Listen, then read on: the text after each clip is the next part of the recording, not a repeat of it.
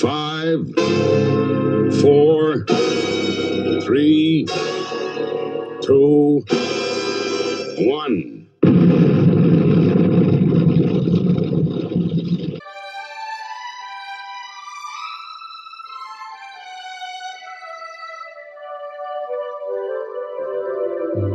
You're old, groaning like a geezer.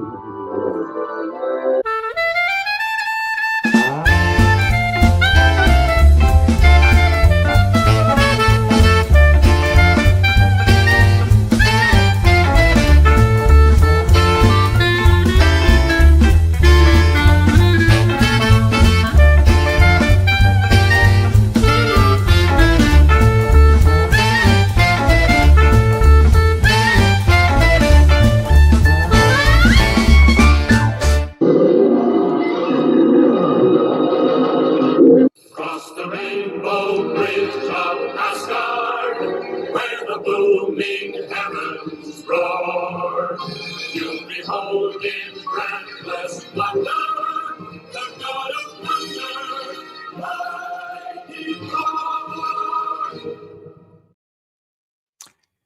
I used to love those cartoons when I was a kid, and all they were was like they would like lift panels out of the comic books and kind of like shoot them and move them around or something. And yet it was so cool to see superheroes on TV.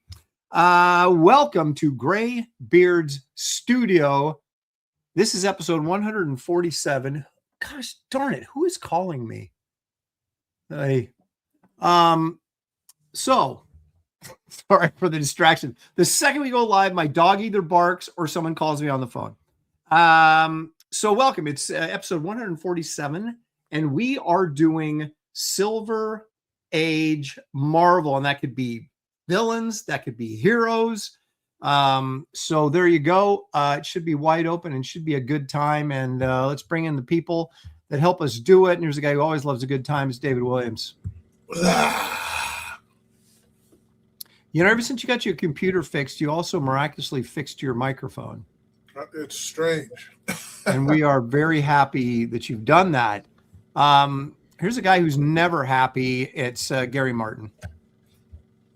Aaron, I don't know if you know this about me, but I am against protesting of any kind. Okay. The problem is I don't know how to show that I'm against protesting. You can't protest about protesting. Maybe the chat can offer up some wisdom. Speaking of wisdom, let's bring in Dan Lawless. Hello, Dan. What if you ask someone else to do it on your behalf, like farm it out? Okay. That's right. And you could put bricks on pallets where you want them to protest. Give them a little paycheck. Might work out. Yeah, have a little, table with snacks. Wonder, Gary, I don't know if you've seen it around here. I don't know how much you like drive around the area, but every once in a while I have to go into Portland. And of course, recently saw a bunch of people in my age bracket with their printed signs and everything. And I was like, are these people getting paid to do this? And am I old enough yet to get in on this and get paid to go do that? No, absolutely. You would be, I think you're the target age group. Because allegedly I have time on my hands that I can go stand out there in the cold. I mean, I wonder how much they're getting paid. That's what I want to know. And do they like provide like a box lunch or something? Oh, or yeah. Yep. Okay. All right. Well, I'm gonna have to look into that. We'll see how the next campaign goes. All right. Let's see who's here. Creative Phase joining us. Gollum Wolf. Can't wait to see how D Wams works Batman into this one. Lol. Pastmaster Dan's here, and he's putting in links. There's also links to all of our stuff in the description of this video, but Pastmaster Dan's in there putting the links out as well. Thank you for that. Appreciate it. Glitch from across the pond. Randy Howell all the way from Canada. Corum's here. Hey, there's Gary Martin in the chat. Gollum Wolf says, I just need to hurry up so I can get home and watch. I love seeing all the DWAM's posts lately. Yeah, David, you've been posting like a madman on. There's okay. Hold on a second. There's two insults buried in that. One, he likes seeing David's posts, nobody else. Two, he doesn't like David's old posts. He only likes the newer ones. I see what you're going with this, Gary, and I'm surprised at myself that I let this slide by. Yeah, it just seems very very David focused, and yet not even completely David. Like he's taking a shot at David as well. We don't like that on this show. Okay, Lone Star Viper is here. BH Disc Designs is here. Headless Bourgeoisie, Matthew Muma, Dan Lall. Hey, look at Dan's in there, and there's D Whams. And David brings up a good point. At the end of the show, around 4:15-ish or whatever, these guys want to auction a couple of items, artwork. So be prepared for that. Well, wait a minute now. Well, you can show that in a minute. So Gary, and I guess David, you want to auction something off as well? Yep. Okay, so there you go, guys. Pantheon is here. Judge Dredd, J Dredd, excuse me. The Longest Cosplay joining us. Everybody's looking forward to Great Silver Age, so we can't disappoint. Is this like a reconfigured line from Jaws? Aaron's trying to prove Bigfoot is real. Get his name in the National Geographic. Sounds like Quint, doesn't it? You'd love to prove that, wouldn't you? Get your name in the National Geographic. Okay, I see it. I like that. Anytime anybody can reference Jaws, I'm all for it. Who's going to draw Paste Pot Pete, says Randy Howell. JP Roke is here. Marcus Killigrew, purveyor of all things pop culture knowledge. There's Rand Arrington, Best Age Comics. Who created Paste Pot Pete?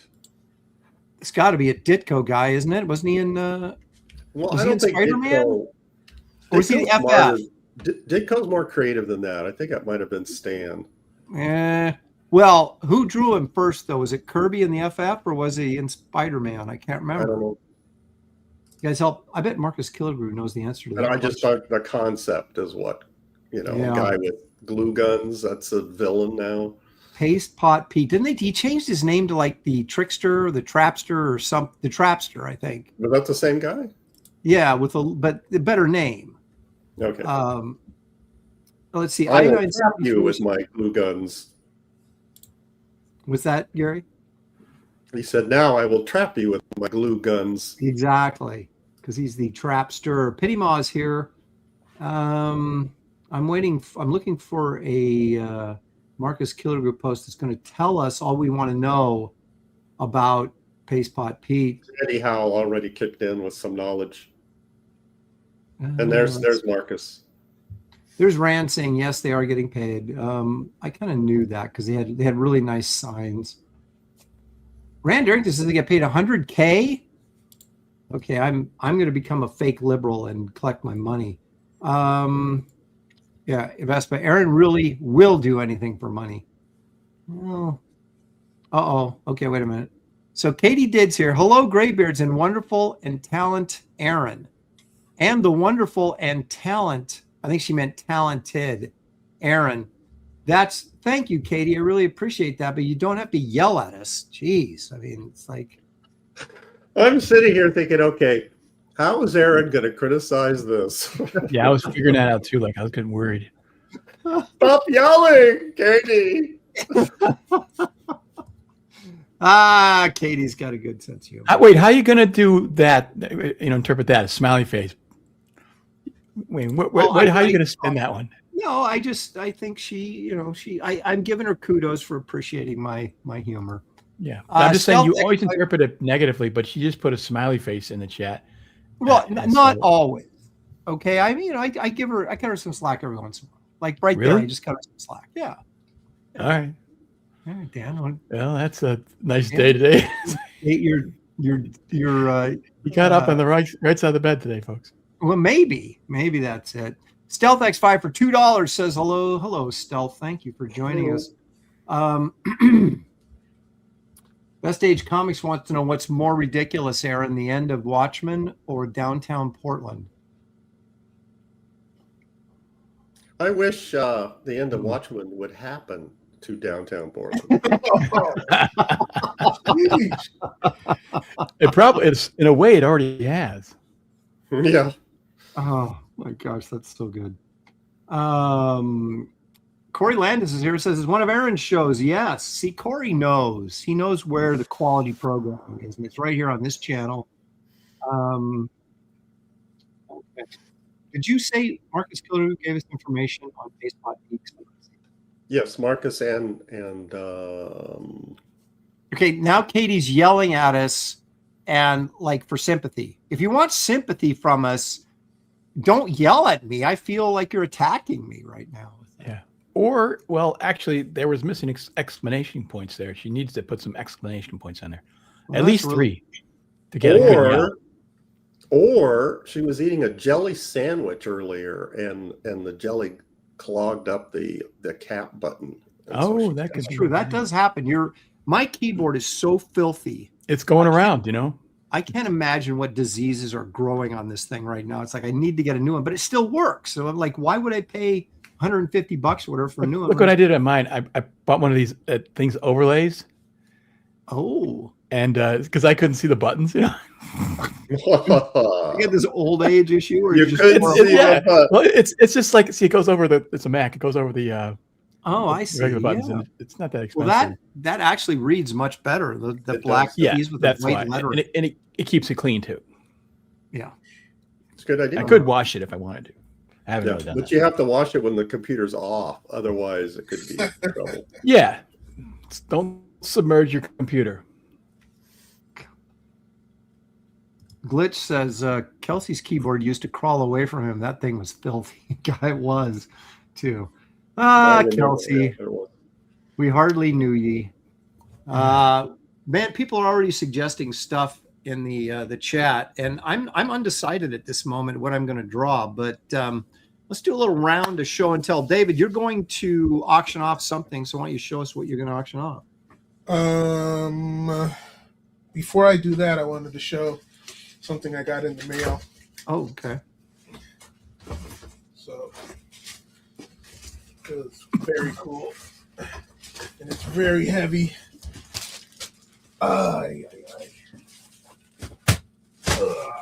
Hear that noise? Yep.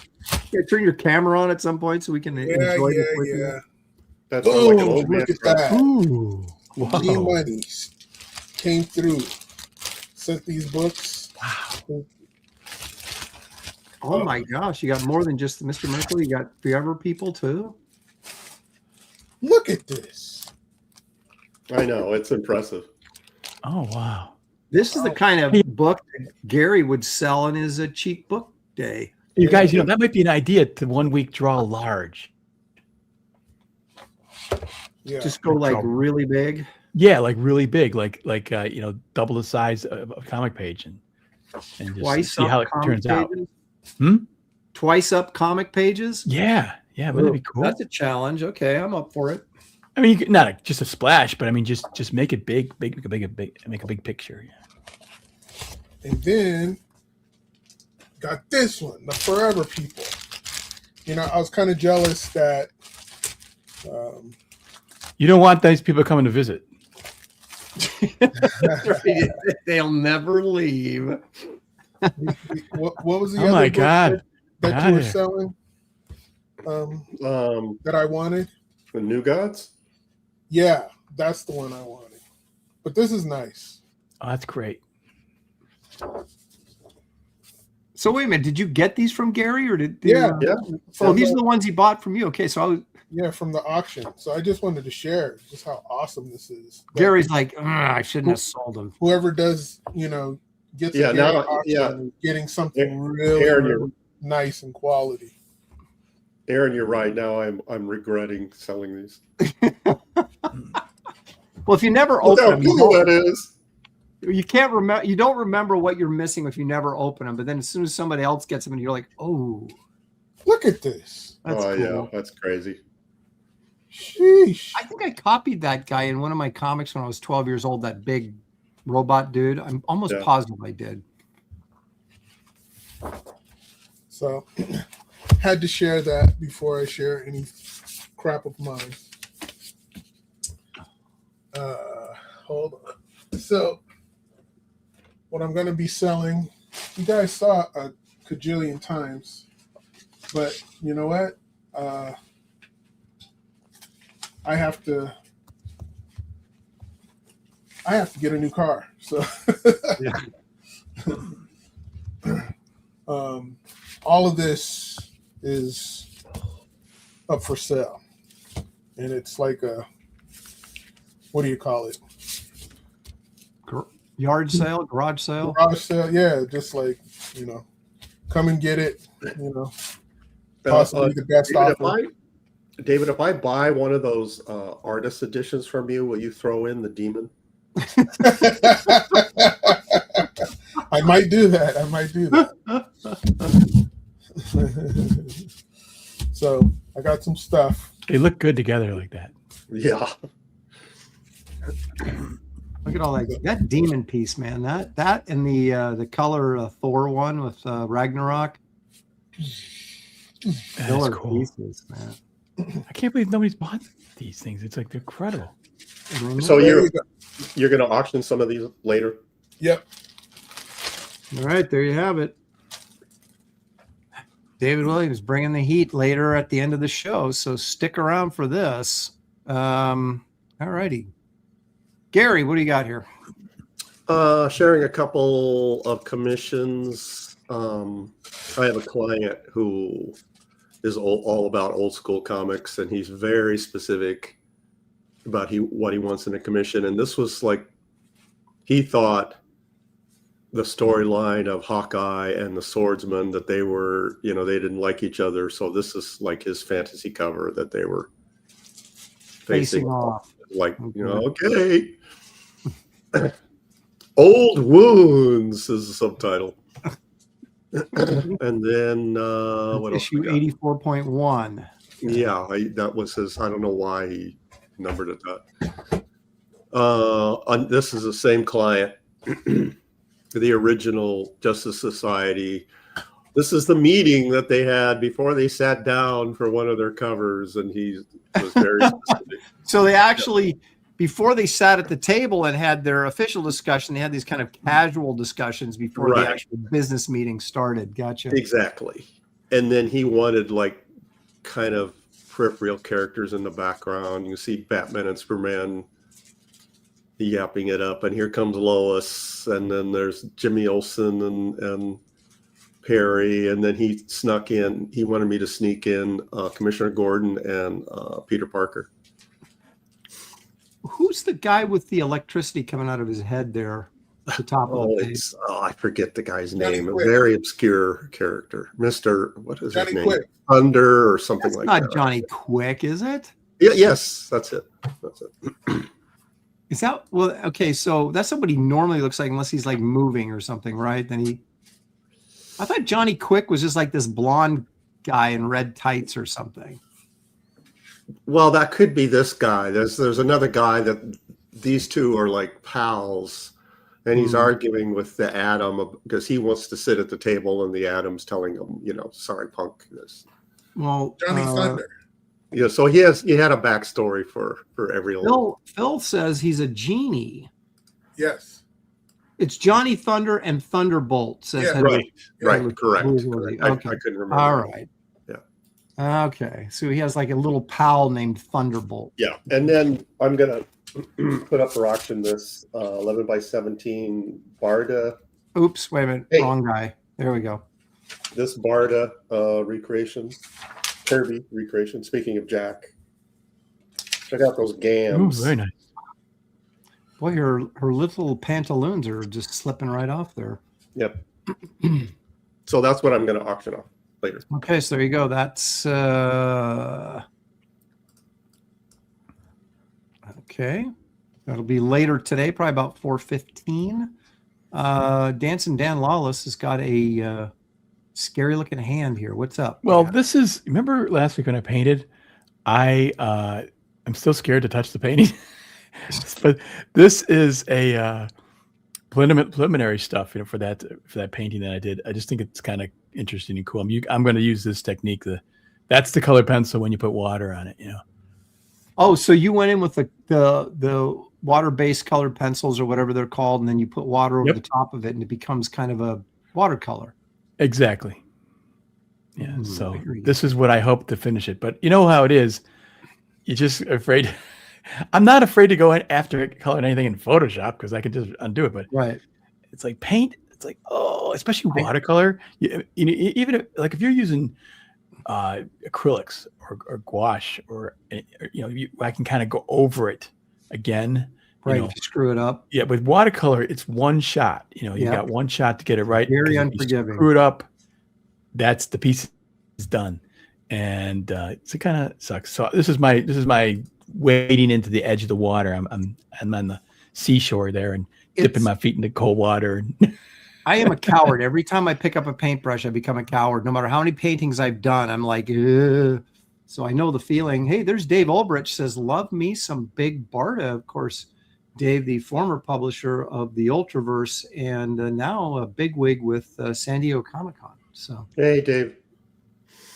Eric Boyd for $2. Smashing the like button is free. Indeed, it is, folks. So please don't be shy. Daniel Russell. I have a gorgeous color piece David did of the Green Lantern. And I bring up Daniel Russell because that's who I was trying to think of last week when I said I redid the Barbaric logo. He had sent me his version of what he thought it could look like. And I took a couple elements from his along with some other stuff and made the new logo. So thank you, Daniel. Appreciate that. This is all because of all the heat Aaron got for not crediting you. That's why he's doing it now. That's right. They couldn't remember your name. Marcus says Big Barda was based on Laney Kazan and Roz Kirby. How about that? Yep, that is true. Okay. All right. Actually, I've got a lot to show today, so I'll move through it quickly. Because I've been busy. I've got the fever again, which is good. COVID? No, the drawing fever. Now, I did a bunch of drawings for the Barbaric Adventures. I saw some of that Preview page. David, do you know what the drawing fever is like? Because I sure don't. No, I don't. So I did this. This is Freya, the Ice Princess, Yeti killer. That's fantastic. Thank you. So this was obviously just colored pencil and kind of a rough sketch thing, but I thought it'd look kind of nice considering what we're doing with the book. That's a shrewd move, putting it on colored paper and then being able to add white for snow and sleet. I love that. Oh, I get it. Oh, okay. I was thinking something else. Oh my gosh. All right. It used to be a kid's show. Remember that, Gary, when this used to be a kid-friendly show? Hey, we've been doing pretty good. Here's another piece that is sort of well, it's not just sort of, it is. This is a double-page spread for my initial Primal Zone story when I first came up with the concept back in Studiosaurus days, Gary, back in 96-ish. And I vaguely remember this. I did an 8-page story, and it was originally going to be in. Remember, we were going to do an image style book. We were going to release it as a Studiosaurus label, and we were going to have like short stories from a variety of different creators. And I finished mine. I don't think anybody else did. I think Brandy Everett maybe did something. What happened to that?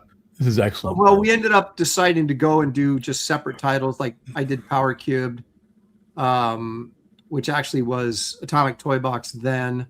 And I think that's the only one and then Ron did Trekker, and I don't think we did any more past that because sales weren't there. Ron was going to do Trekker anyway. Yeah. So anyway, so I'm going to this story has not ever been published, and it will be in Barbaric Magazine. So you'll be able to see the new Primal Zone story that I'm doing for the magazine, but also the very original first one I did, which Excellent. is also. Are you going to digitally gray tone that? No, I'm going to leave that just as it is in black and white. And, by the way, I love the feathering. If you can go back, I love the feathering on the Tyrannosaurus. It's it's very soft feathering. Actually, you got soft feathering throughout it, but. Well, this was very much an attempt to kind of do some Frazetta type stuff, like the on his shoulder there. That I like. That's really nice. Yeah, right above the exhaust flame. That part of the shoulder, right there. That part right there. That's done with a brush, obviously, right? I mean, yes, this whole thing was brushed. This is before I even would even look at a pen. Yeah, I just love the soft. Now it's too much work, nice. So I run from the brush. When I used to even the tech on there, you was using a brush. It kind of looks like it. Yeah, it looks like that. There might have been some of this, like the windshield here might have been, but it looks like the nose of this thing, and down here looks like this is brush. What is it with learning how to ink with a brush where you get to a point where you're telling yourself that I'm going to ink this entire page with the brush, damn it, and you just refuse to pick up a pen? And there's a point to where a pen can be better than a brush in certain textures, certain line qualities, like tech and stuff like that. But there was a while that I don't know what I was trying to prove. I know. I'm thinking this whole thing with a brush. I'll show them. You're a brush snob for sure. And that rubbed off on me. I became a brush snob too for the longest time. But well, that's a nice feel, that's for sure, man. It does. If you got to be patient, though, you have to be patient, and you have to maintain control. If you don't, it just gets really sloppy and look really bad. Yeah, and you got to have nice brushes too. Right, and that's the problem with it is it requires so much focus that it's like it becomes exhausting. You're like, just give me that pen, because then you can be loose and you're still getting the same width of the line. You know what I mean? So, and there's a point. I don't know. I haven't inked with pens enough to know this, but there's a point that inking with a brush is sometimes you kind of get in a rhythm. Yes, and when you're in that rhythm, that adds confidence, and you think you're inking God, and you're in that zone, and that I'm constantly chasing that feeling, and it doesn't happen every day, but when it does happen, you think that this is why I'm inking with a brush. Right. Yeah, because it can be just fantastic when you hit those highs. This is all pen, of course. This Death Dealer I just did. Actually, I started it, as ridiculous as it sounds, I did that Man-Thing drawing on Comicsgate Kings on Monday night. And then when I finished that, I started this and finished it up talking on the phone to our own David Williams. So this is really good. Just for the fun of it, just to try and, use more black, spot more blacks in my drawings, get more volume out of it. And so this was just kind of a fun little thing. It is, yeah, very cool. I saw this pop up on either X or Instagram, and it was like, wow, this is awesome. So this course is for sale. If anybody's interested, you can contact me. We already saw that, and I just want to show you that I'm particularly proud of my Man-Thing, and we know that. Yeah, and this may be the best Man-Thing I've ever done, or certainly top 2, maybe top 3. I've drawn the Thing from the Fantastic Four and the Man-Thing probably more than any character, just in terms of like sketches and commissions and stuff. But I really like how this turned out, and sold it. You don't usually see Man-Thing in an action pose. Yeah. So that's what I was gonna say. There's so much life in it. The water splashing all over the place. I mean, it's pretty cool, man. Yeah, the foreshortening and the angle, the up angle, and there's a lot to like about this. And his trunk. You mentioned the action. There's movement in the trunk, and even the back, trunk or whatever.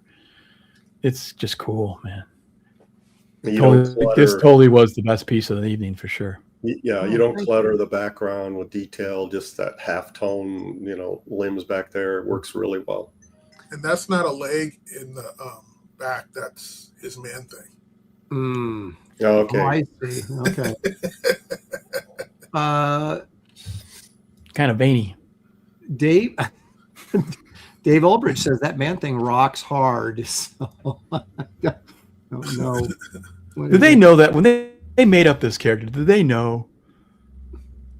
Well, they didn't at first. When they started like publishing giant-sized man thing, they had to have had a few laughs about that.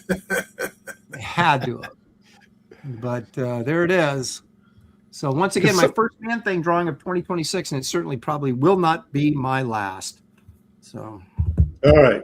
So on to the meat of the show. So yeah, I'm afraid to open it up because the chat's going to be suggesting stuff for the next hour and a half. Oh, wait a minute. One more thing I wanted to show. Sorry.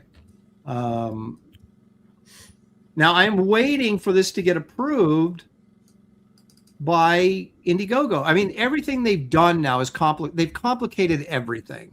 And so instead of just being able to put up an early sign-up page, then you got to get approved. And so I'm just like going, ugh. So I've been waiting 3 days now for this approval on this, and we'll see. Could take up to 5, they tell me.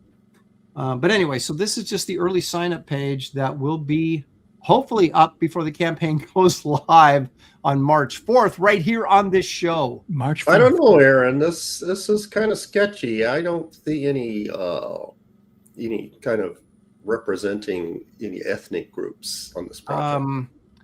Well, the dinosaur is going to be like colored. The dinosaur is blacker than a mother. It's Blackosaurus. Well, see now that's racist. You make the dinosaur. The villain is the one that's African American. That's right. I'm just trying to keep it real. So anyway, that's hopefully will be up shortly. But anyway, moving right along, guys. We are going to draw Silver Aged Excitement. And David, what are you thinking? I have no idea. I want to figure out what you guys are doing and probably copy one of you guys. Oh, okay. Dan, you probably have a clear idea. You always do. Well, I think I'm just going to do a Romita-style Spider-Man. Oh, you messed up, boy. I think I'm going to do that too. Uh-oh. Now it's on. Good. Bring it. Now it's on. I mean, I might modernize it a little bit, but I'm just saying, the eyes or something. Then it's not Romita. Anyway. Well, it's Spider-Man. People are saying, like in the chat, like, who's going to do Tarzan? Now, we can't do Tarzan because Tarzan didn't show up in a Marvel comic till the 70s. And you guys had a chance to vote for everything other than Marvel and DC Silver Age, which would have been Gold Key and what else was there? Charlton, and there was other stuff out there, Dell, that we could have done, but you guys chose Marvel, so that's what we're going to do. Well, Marvel, to be fair, had the cool characters. Thank you, Katie. Appreciate it. I'm going to come on your show, Katie. You just wait. Yeah, count on Aaron to show up when he has something to promote. I got to remind myself, I'll text you, and because I go on to Katie's show, but not till later. And but it's Monday morning, right? Monday and Friday, and she starts at 9:30, but she goes sometimes till about 1 or 2. So what I do is I tend to go on noon Eastern Standard Time, which is you're 9 o'clock your time. So okay. I don't know if you should be up at 9, right? I will. Yeah, I should be. We'll see. Yeah, you should. Yeah. What are you doing there? Should be. When you least expect it, I'll be there, Dan. That's what you can count on. I'll be there. People saying Kirby Scarlet Witch. I'm like, Thing versus Submariner, which isn't a bad thing, but it's like that's a lot of war. Yeah, that's 2 characters. I was thinking, I can't do the Vision because I've already drawn him twice on this show, but only once successfully. Galactus and the Silver Surfer, I think I've done that more than once.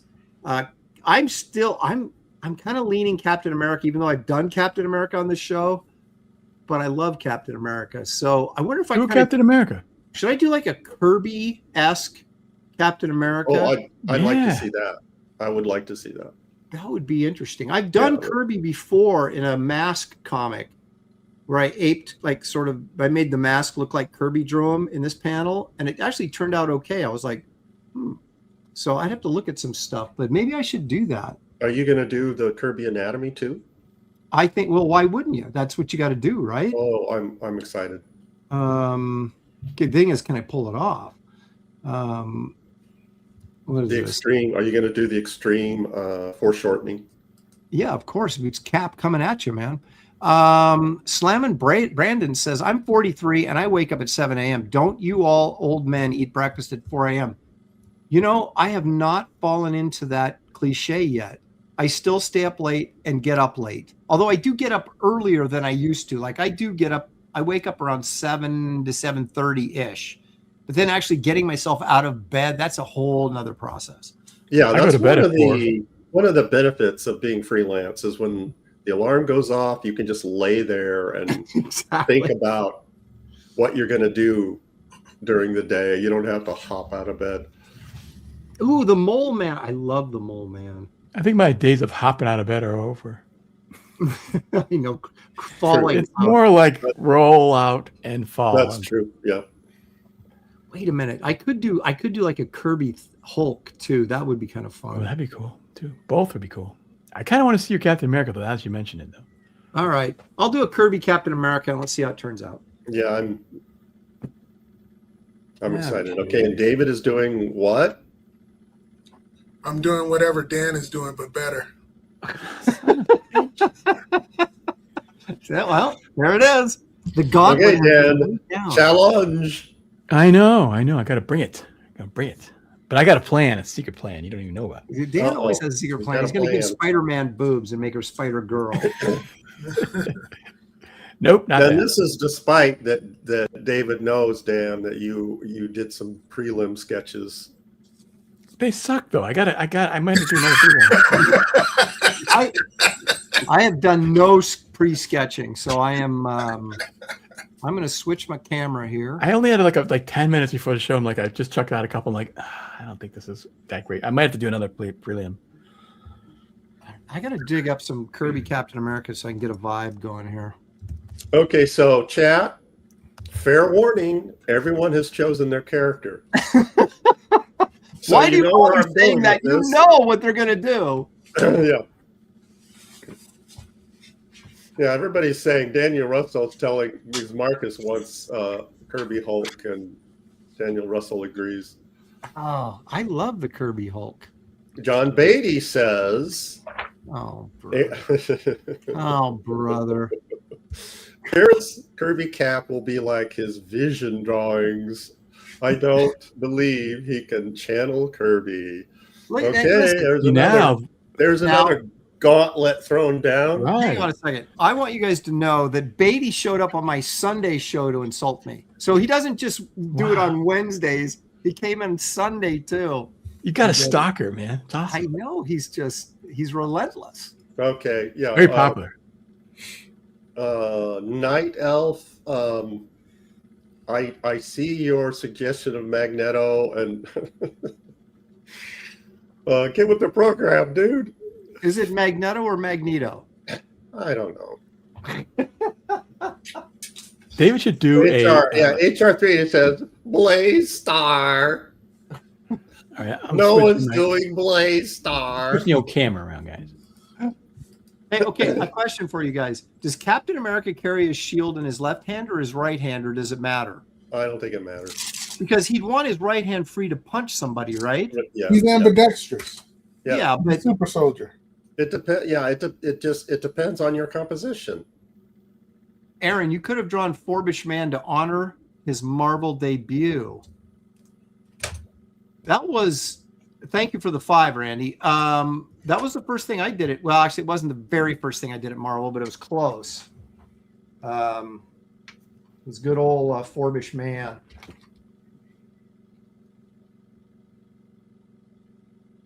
There's a lot of things. That's the thing. You do something like this, right? Where you're saying, okay, I'm going to do Marvel Silver Age. There's like 40 different things you want to draw. You know, so it should be like every week, you know, for a month we do nothing but Silver Age Marvel. That may not be a bad idea.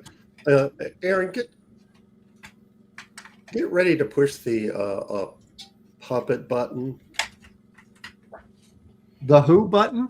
The puppet button. Goody Two Shoe says Gary was in junior high when they invented magnets.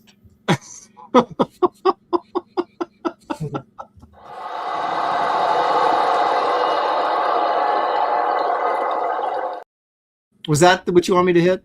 Somehow I knew that's the one you were going to. No, Gary. This is what Gary wants you to hear. Swine. See, I know. Thank you. Well, stick up for him every once in a while.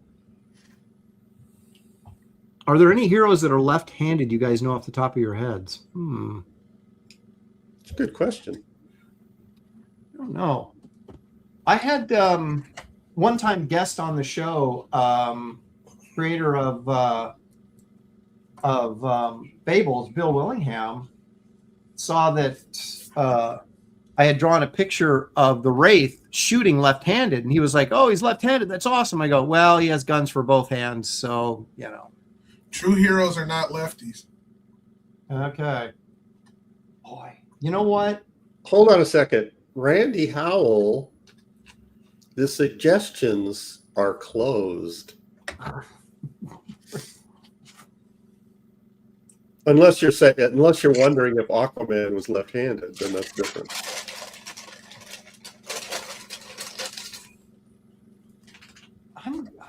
Should I do the Hulk? Have I done the Hulk on this show before? I'm kind of like I think you have. Why are you vacillating now? I don't know, because I like the Hulk too, and I'm like, I know I don't have time to draw both of them. Whose turn is it to pick next week? David's. Okay. Never mind then. Could I say that the topics I have in mind, you may be able to draw the Hulk next week? Well, okay. Well, I can wait till 2 weeks, provided none of us die in the interim. Beatty says, Gary, he's choking. I'm looking at Dan's layouts right now. I know. David, swipe one of his layouts. That would be really I don't want to lose. Wait a minute. Whose layouts are you swiping? Dan's. Oh.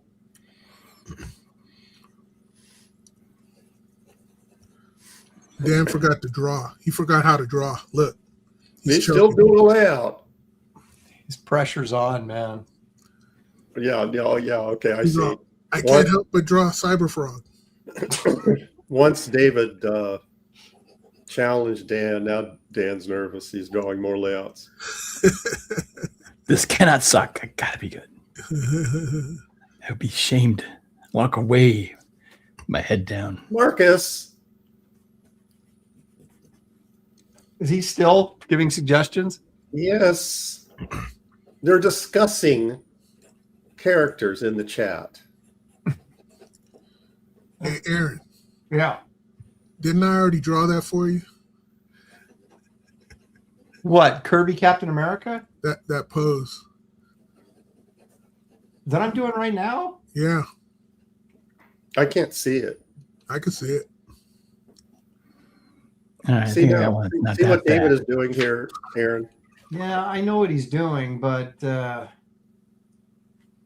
I'm familiar with his tactics. And even though he's got Beatty on his side helping him in the chat, I will not be deterred. David realizes that I'm vulnerable to psychological attacks. That back leg, Aaron, isn't pushed back far enough. I know. It's like I know. I'm not pushing it far enough. I don't know if Kirby is that guy. Rich Ware says that Hellboy is left-handed. To answer your question from earlier. And Beatty says David equals Team Beatty. Wow. Okay.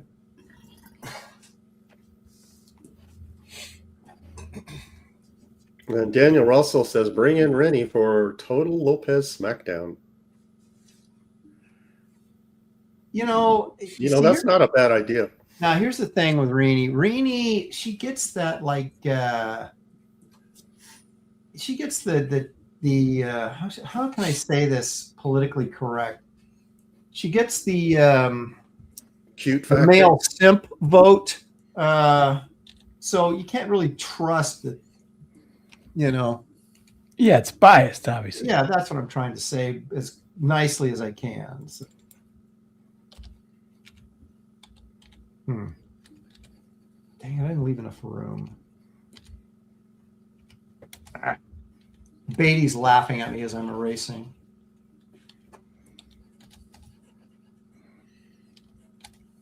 David, get out of my head. It's once David throws down the challenge, all of a sudden things get serious. Look how quiet it is. I know, no one's got anything to say. I gotta focus. Focus on this. Well, I'm always quiet in this stage anyways. This is the thinking stage. Pity Ma, you did not know this, but everyone's scared of her.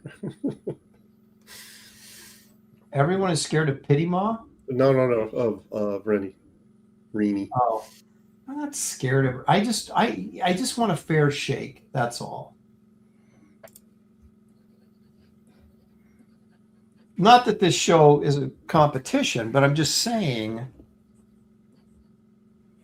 What are you saying there, Aaron? I'm just saying that, I just think it's. I don't know what I'm saying, Gary. And Beatty's pointing out the fact that David is winning and he hasn't even touched his paper yet. How's that possible? It's the way of the Beatty, man. It's just. And Rich Ware is reminding us that it's not a contest. Thank you, Rich. I appreciate that. We're just trying to inspire each other to do our best work. That's all it is. Just trying to undermine the confidence of the other person so they quit drawing forever.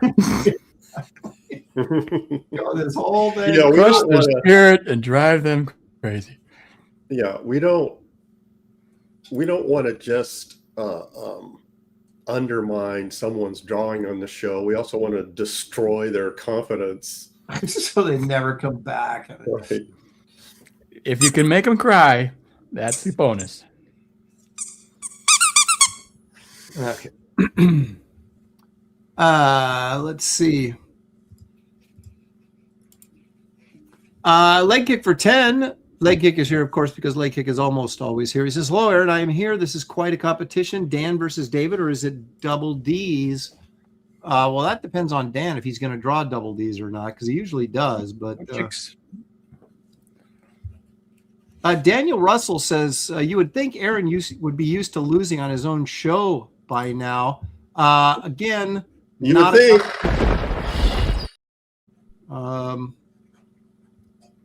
Here you go, Daniel. Thank you, leg kick, for the 10. That is sucks. Creative Face says the way Gary has his neon signs, it looks like Skyboy is licking the corn dog. Faye, I've never noticed that. You're right. It does look like that. Oh, it kind of does, doesn't it?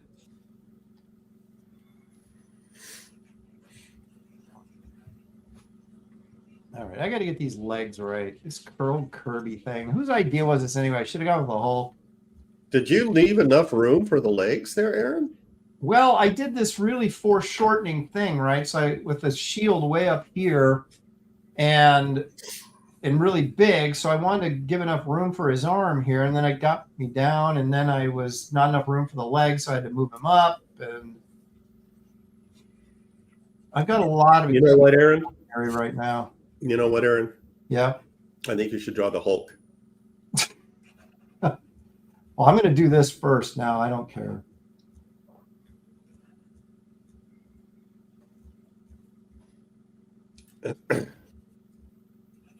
I should pull out that issue of the mask that I did that Kirby drawing in, because it actually was pretty good, but it wasn't under any particular pressure like I am right now. I don't remember that. You might at some point, if we have time, pull that out if you have it. Jason Brazier says if Aaron covers one of Cap's hands under the shield, the other off the page, and only finishes one leg, does he beat Liefeld? Yeah. I'm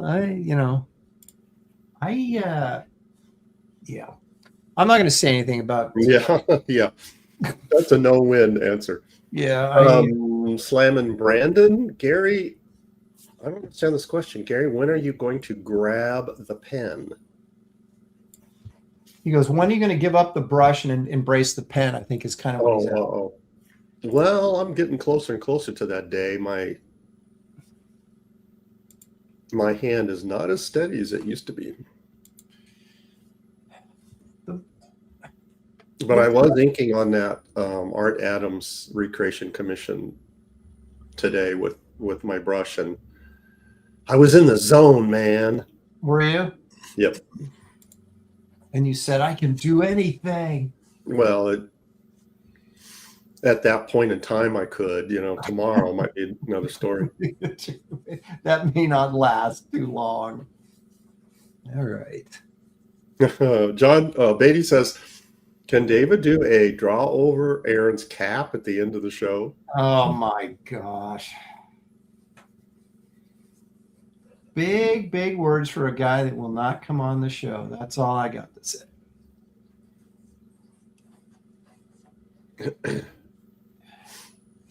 So, David, are you doing Spider-Man?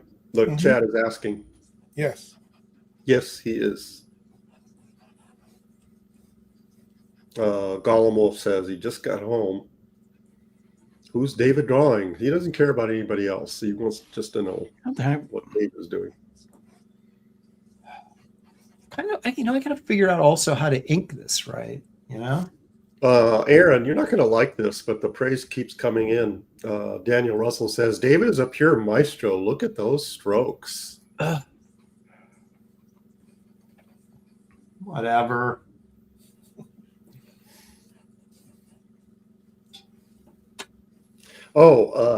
Creative Face says that she took it as he was saying, when are you going to draw on the show, Gary? Oh, when are you going to pick up the pen and do it on the I see. I get it now. Yeah. Any second, man. Just you wait. Look out. Could happen. He's making himself up. This is the week. This is the week, guys.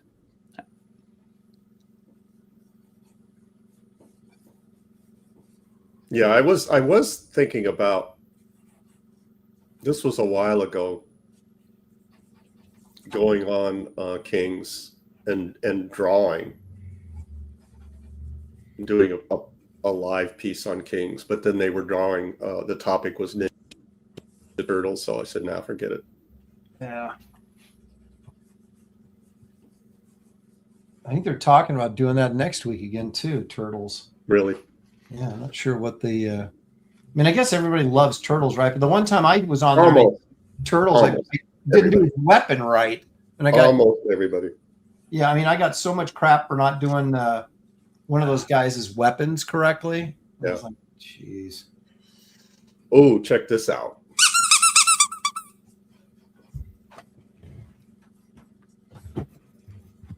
Bad Adam 12. Aaron, since you for $10, thank you, Bad Adam. Says Aaron, since you tied for second with Graham and lost to Dan on money earned on Kings, what will you do different next week to regain the #1 spot? Well, okay, it's important also to note that I did win the poll vote for best piece. I just needed you, Bad Adam, to give me more money than you did.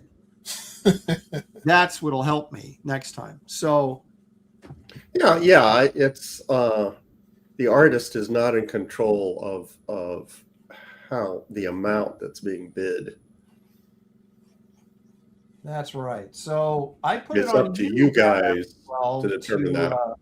I'm laying down a hint for later for the auction that's coming up at the end of the show. Right.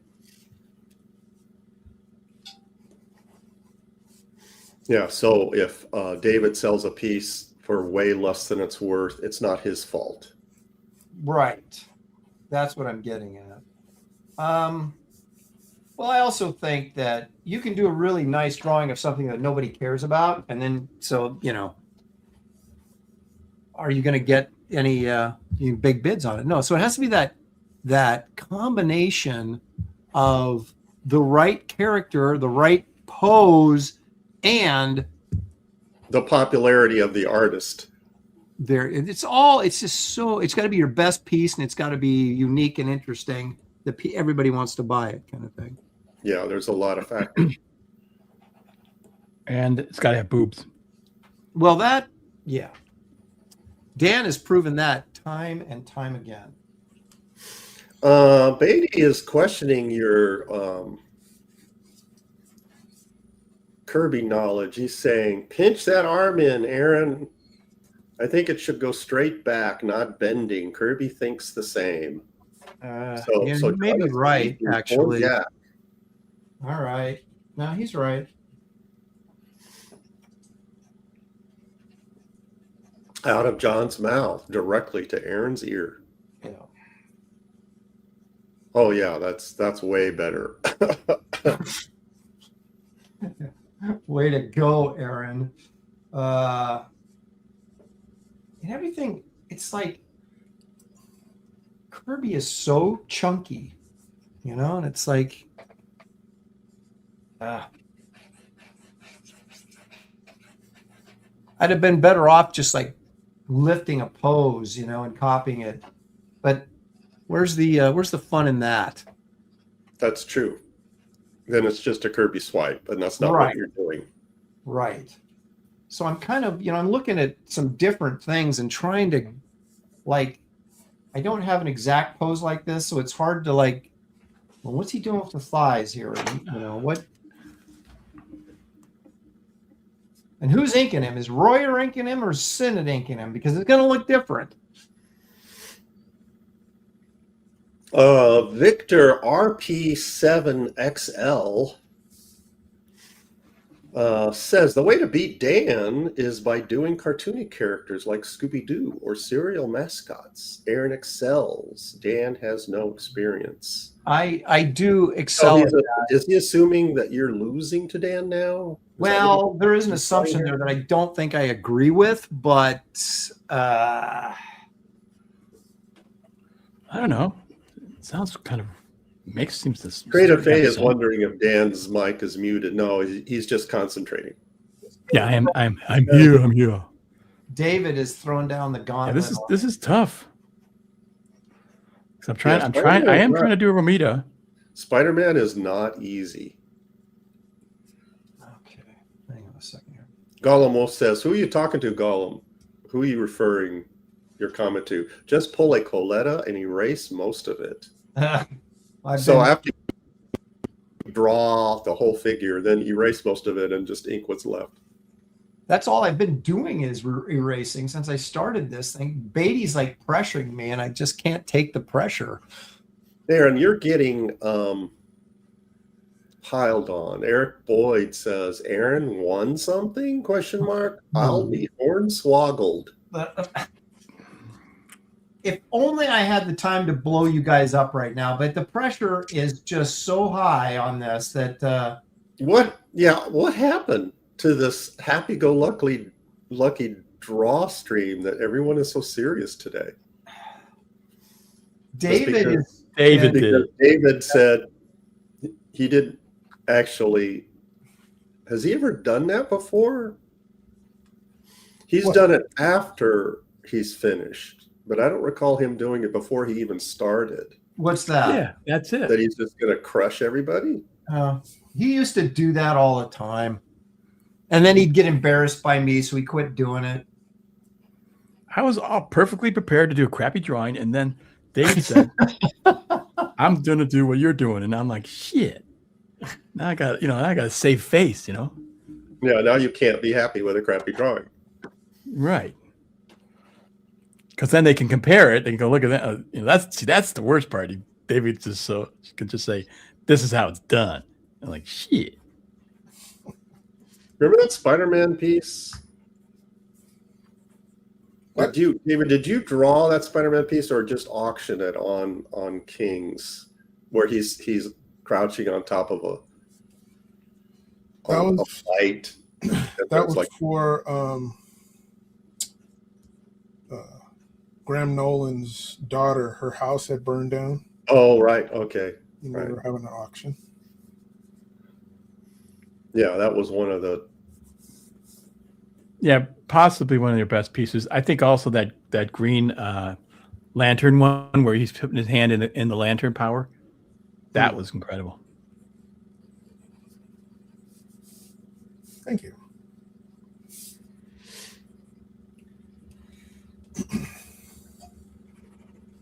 I get these Kirby eyes figured out, man. It's just they're simple and yet, but they're not.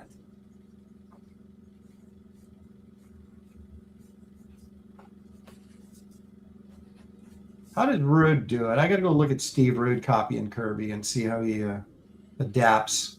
Well, Rude's anatomy was kind of, when he was doing Kirby, was kind of Kirby-esque, but it wasn't full squiggle. I mean, he would suggest it.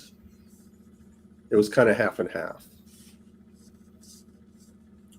Go look at some Bruce Timm. Yes, Bruce Timm is a better example. Well, I mean, you then just look at Kirby, right? I mean, that's what I'm. No, because Bruce would simplify it a little bit more. Yeah, it wasn't. Yeah, it would still read as, Kirby, even though he was simplifying it.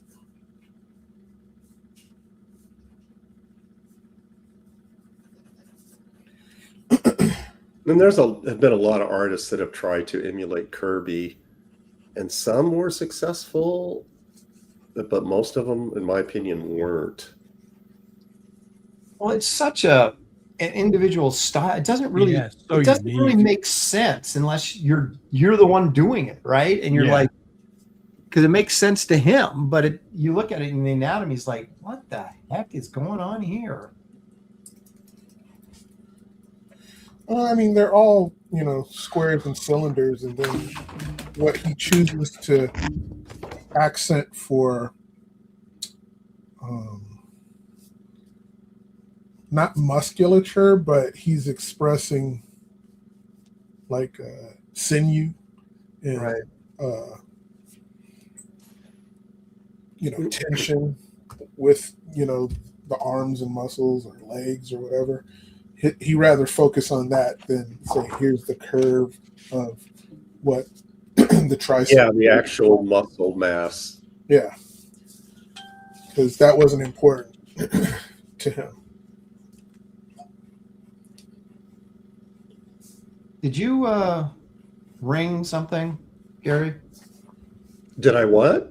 Did you ring like a super chat or something? I thought I heard a distant bell or something, and I thought, is that one of your special effects that I couldn't hear? Oh no, Aaron, that's the angels coming for you.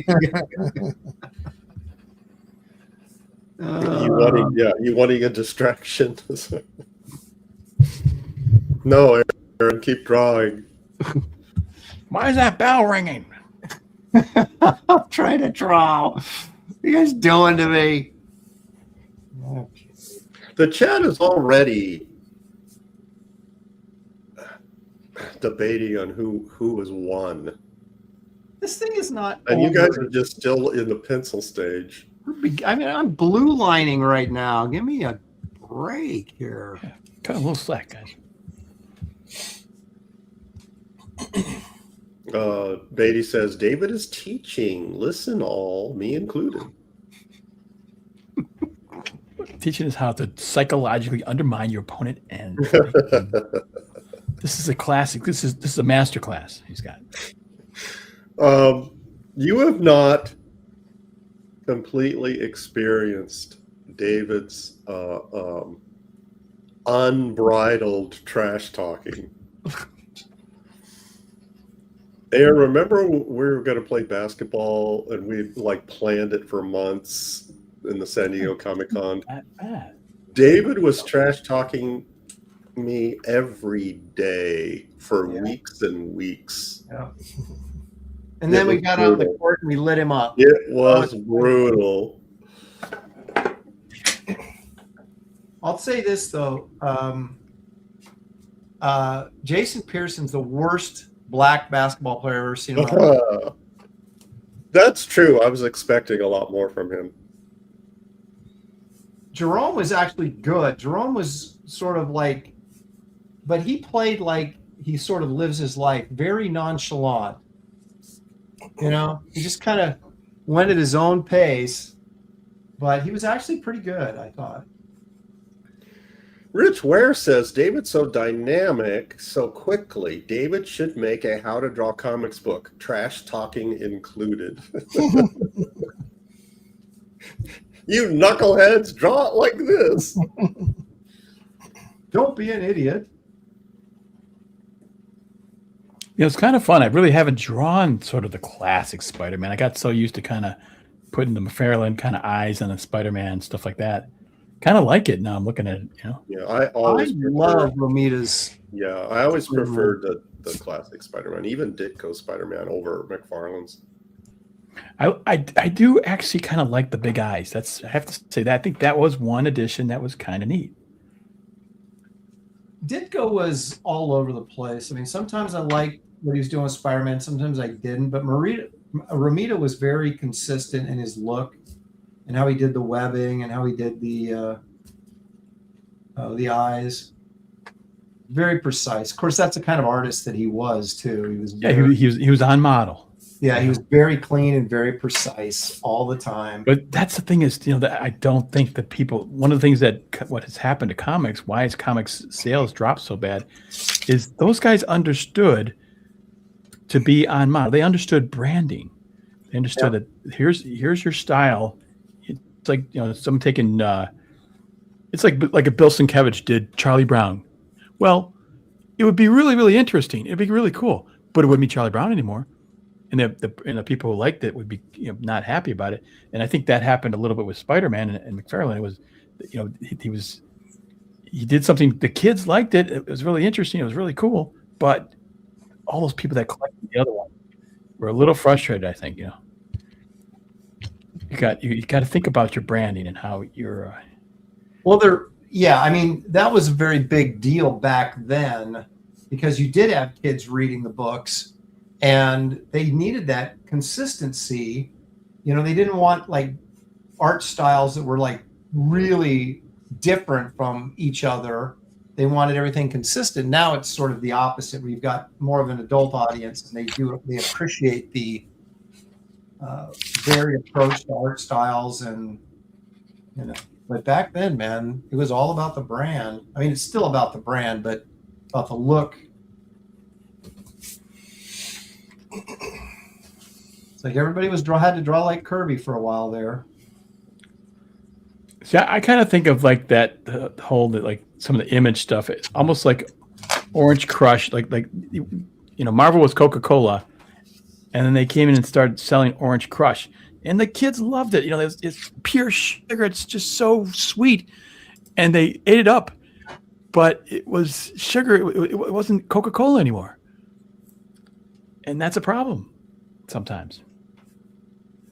Well, I think it is because fads come and go, you know, and you want that consistency does seem to outlast fads. Because even though I think McFarlane's Spider-Man worked, when the other guys came on, the imitators, theirs didn't. Yes. And that was the problem. So I saw people drawing Spider-Man with the skinniest legs you could possibly draw. I'm like, okay. And that was one of the frustrations I had, why I ended up just not even leaving comics, was one time I did a backup story, and it was called Dead Man's Hand for Spider-Man. And so I got, oh my gosh, I'm drawing Spider-Man. And I drew kind of a Romita's drawing. Well, they gave it to the inker and said, make it into McFarlane drawings. And he just ignored what I did. And it was almost like an insult. I drew a great, pretty darn good, Spider-Man, pretty classic, pretty cool, pretty dynamic, but it was not. They're sort of, this is the way we're drawing them now, and they just had no sense of what was good and what was cool, what came before them. Well, everybody always gets so caught up on what's selling now, and this is popular now, so we need everything to look like this. Wolverine's hot, so he has to be in every comic book, and there's never any. It doesn't seem like any sort of long-term planning. It's always, how can we make a buck right this second, even if it maybe will end up, destroying the brand later on. Yeah, you got to listen to the fans, man. I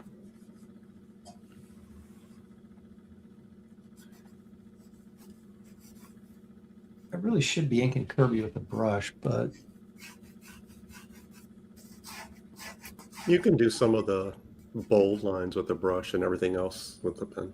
well, I've got this big, thick black marker, so that's what I'm going with. I'm not even sure I understand some of the line weights that I'm looking at here. But I don't understand what I just drew.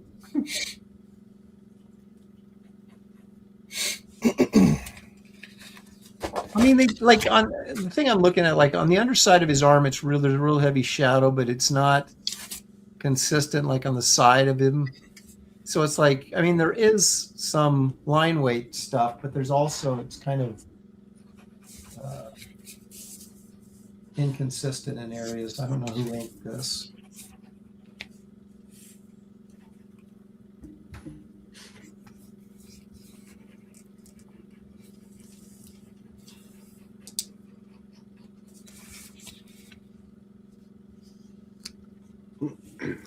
All right. What do you guys think of my Spider-Man so far? Is he looking all right? Okay. Gay?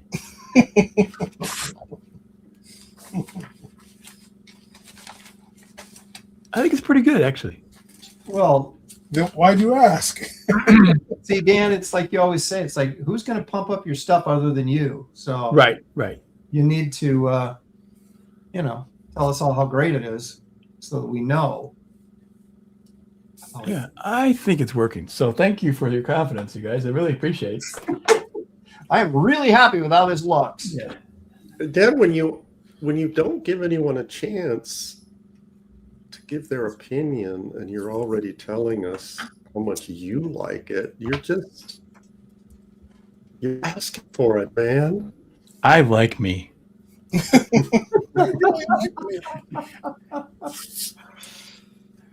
I feel great. I look great. I'm super cool. And the chat's chiming in. It's like you ask for an opinion, they're going to give it. Yeah. Some people like it and some people don't. Well, those people don't know what the hell they're talking about. What, the ones that like it? Yeah. Not the ones that don't like it. He's differentiating here. Slam and Brandon wants to know who's going to the CG Fan Fest in October in Jersey. I don't believe there is one. Yeah, there may not be one. But even if there was, that's too far for me to go. The problem is with all this stuff is that like 90% of the people are on the East Coast, or 90% of the artists or creators or whatever. And it's like those of us stuck on the West Coast are like, I'm gonna fly all the way to New Jersey. I used to like that when I was a kid, not so much, or when I was younger. Yeah. Trying to break in, it wasn't that big a deal. Now it's like, yeah, traveling was an adventure. Now it's like, never mind. it's Gollum Wolf says, "You're doing great, Dan. Bless your heart." Oh, wow. I really. Could you read that again? that sounds like a Katie did kind of. Yeah, you're doing great, Dan. Bless Way your to go, heart. honey. Keep it up. That's something Mom would say. Yep. Yeah, I love my mom. Dan, tell us about that Rolling the eraser technique. Yeah, I've showed you this before. Yeah, it's a kneaded eraser. And you just roll in you roll it over the pencils, and it takes up all the excess pencil, but it leaves everything in complete. It doesn't take any of the drawing away. So you see everything you drew perfectly, just lighter. Thank you, Dan. And of course, has a very informative YouTube channel where he gives you secrets just like that for free. Yeah. Go check it out. I think have you guys watched my the perspective one? I think I have one of the best perspective videos out there. It's only 15 minutes long. If you guys ever anybody in the chat is an artist, you want to understand perspective in a more comprehensive way in 15 minutes. Perspective is difficult, and actually good books or good lessons on perspective are even more rare, because some guys really get into the weeds of the math of it all, and it can get really heavy. But I did find one book one time that had a kind of more of a simplistic explanation of it that I really found useful, and so I would go check out Dan's channel. In fact, I'm going to go watch it, because my perspective, I hate perspective. I know how to do it, but I'm always looking for easier or better ways to do it. What I try to do is give you a comprehensive understanding of it. Who wants not that? just because everyone can do 1, 2, and 3 point perspective, but you can teach that. But trying to get an understanding of it is a little more difficult. Well, now I'm not sure I want to watch it. Yeah. Why? Now you're taking the fun out of it for me. Now I got to learn. You're asking me to go learn. Is it better to understand it or act like you understand it? Well, I think I act like I understand it. Right. So do I. And it can get you pretty far in this business. But actually having a real working knowledge of it would probably be beneficial. So I'm back to it's 15 minutes. I can handle 15 minutes. I can handle that. Marlith 2005. I hope I'm pronouncing that correctly. But Dan, I like my perspective just fine. You like what perspective just fine? His perspective. Oh, his perspective on life or on the drawing? I think that's a joke, Dan. Can you explain that to him, Gary? No. Aaron, it's lunchtime. Oh. All right.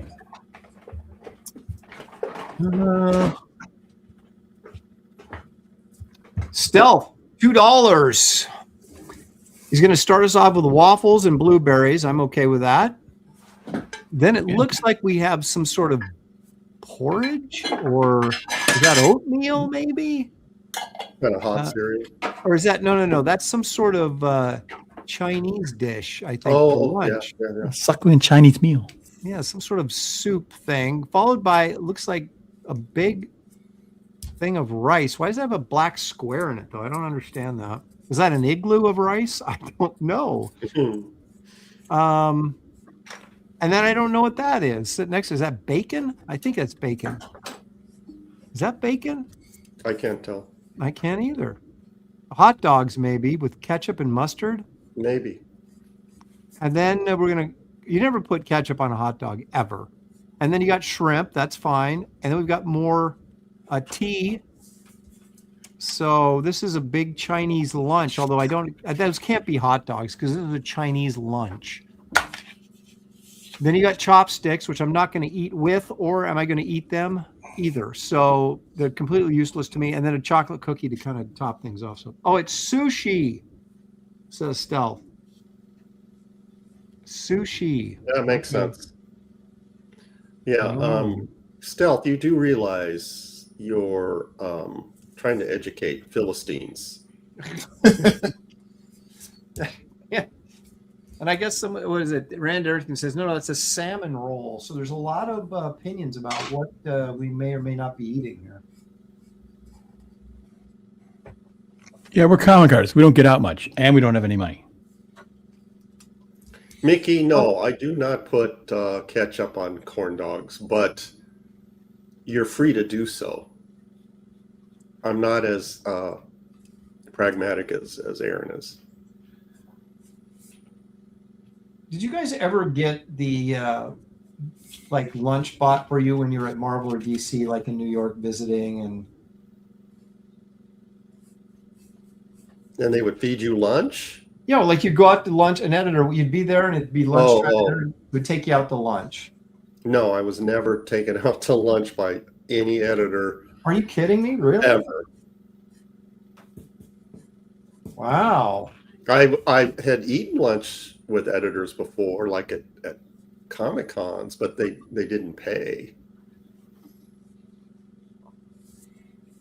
No, I'm talking about, An actual official, let's go out to lunch? yeah, I'm buying kind of thing. No, I've never experienced that. Wow. Okay. I have. Whoop They must have felt guilty. Well, my point they- was, whenever an editor you go to lunch with an editor, they would always take you to like something that, for me, my experience was, we're going to have Japanese food, or let's go to, it was never like normal. Like, hey, let's get a hamburger. It was, Some kind of yeah, a lunch you wouldn't choose yourself. right, exactly. Oh, we're going to have Indian food, and you're like, what? I don't even know what that is. But you didn't want to look a gift horse in the mouth, so you go, okay, yeah, that's great. I love Indian food, and you're like, I don't have any idea what I'm supposed to order. Henry Thrun is saying, Gary, I'll buy you lunch if you come to Minnesota. I don't know if I want to come to Minnesota these days. Did you see that those Your offer's tempting. It is tempting, but they got citizens stopping cars to check and see if they're iced, like illegally setting up roadblocks and stuff, and the cops are just letting them do it. Yeah, asking for ID. Being harassed like that. Ugh. Well, they do that stuff if they can get away with it. That's the way it works. Well, you let them get away with it. If you let them get away with that shit.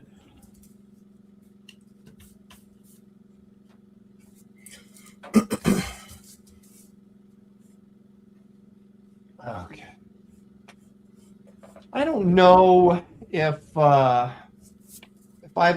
I'm succeeding or not here. I just you're still inking. Rand Arrington wants to know. He says, did either of you guys go to the Marvel themed restaurant in New York? Hell no. It was a Marvel themed restaurant.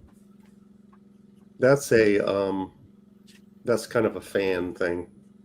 I don't think you'd catch a professional dead in there. Wait, I would go. Why wouldn't you? We're fans. Really? I'd go to Marvel themed. Wait, restaurant. they had one over at Universal in Los Angeles. Yeah. No, I wouldn't step foot in any of those kinds of places. I'd be afraid to see some of my art. Oh, Gary.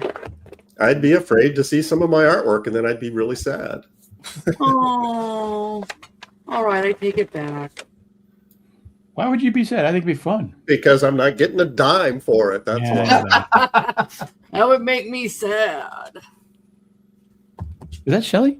Hello, Yeah. Shelley. Hey, Shelley. Wandering about. Just Searching. charging some batteries. Now those batteries are charged that were in there. Yeah.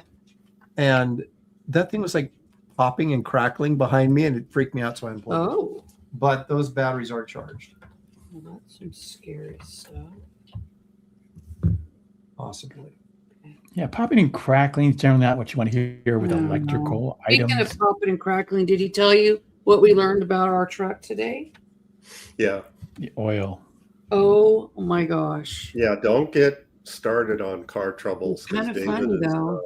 Oh, we've got some car stories.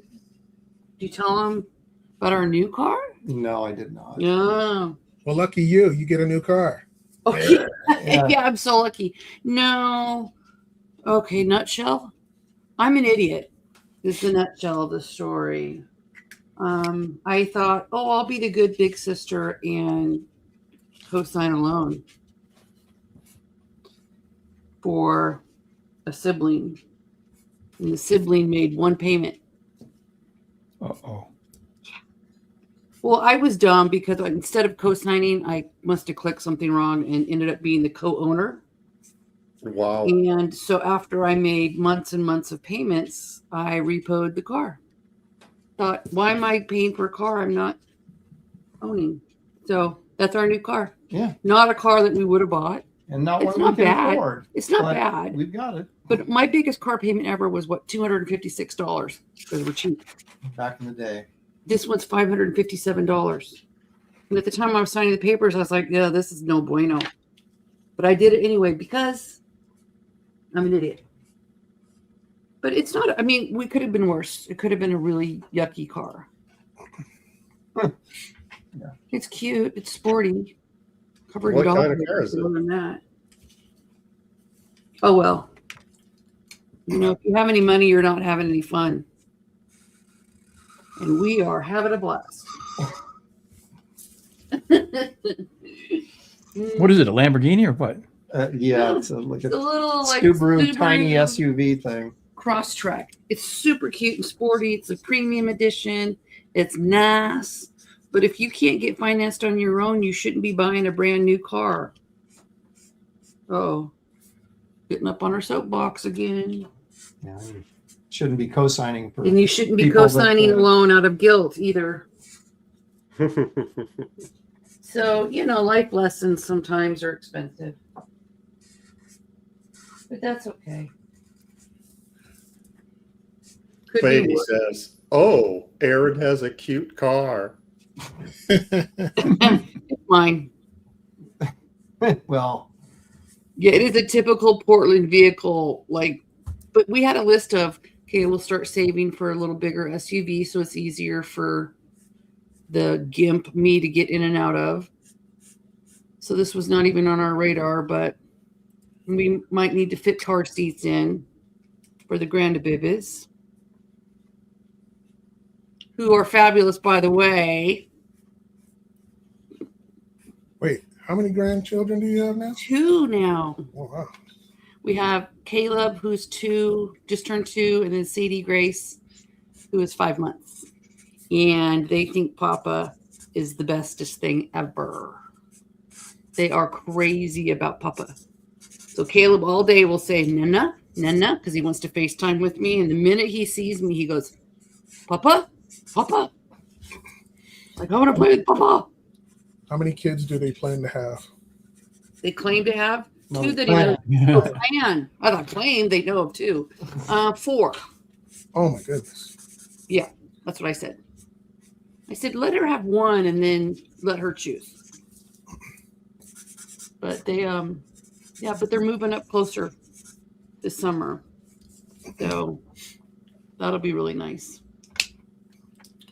Did they convert to Mormon? Or Catholic. You see Mormon or Catholic? Nope.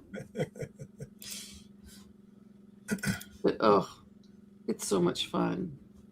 Isn't it, hon? Mm-hmm. He plays dunk hoop with him.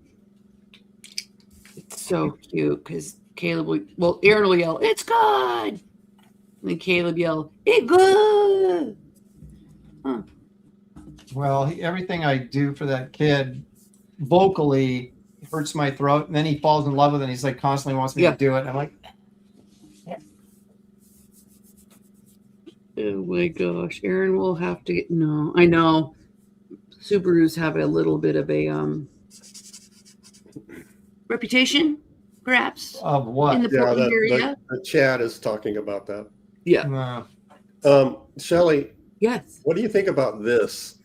My turn for picking the topic is Mhm. coming up soon, and I was thinking of including you. That what would Shelley want them to draw?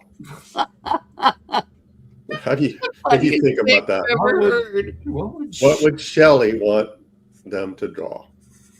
Something that makes money, right? I don't know. Yep, a stack of You money. don't have to tell us now, but I'm Oh, saying okay. would you be That's pretty opposed cool. to First, Shelley's going to go research and go, okay, what is most likely to sell? Okay. We got a big car payment Big to boobs? make. No. Okay, draw that. Oh my goodness. Yeah, I'll have a think. That's awesome. Thank you. quite the honor. So what are we drawing today? So it looks like a little cap. Is that Spider-Man? I'm doing Kirby, Captain America. Our grandson is obsessed with Darth Vader and Spider-Man. What does he call Spider-Man? Fion? I can't remember. Fion, and Iron Man is Ion. Darth Vader is Dose. Dose. And then he goes. Shelley, you know why Spider-Man's the ultimate kid fantasy is you can not only track mud through the house, you can track it over the walls and the ceiling, and That's awesome. And you get to spray glue everywhere, you know. Oh my God. Yeah, he goes. Yeah, he loves it.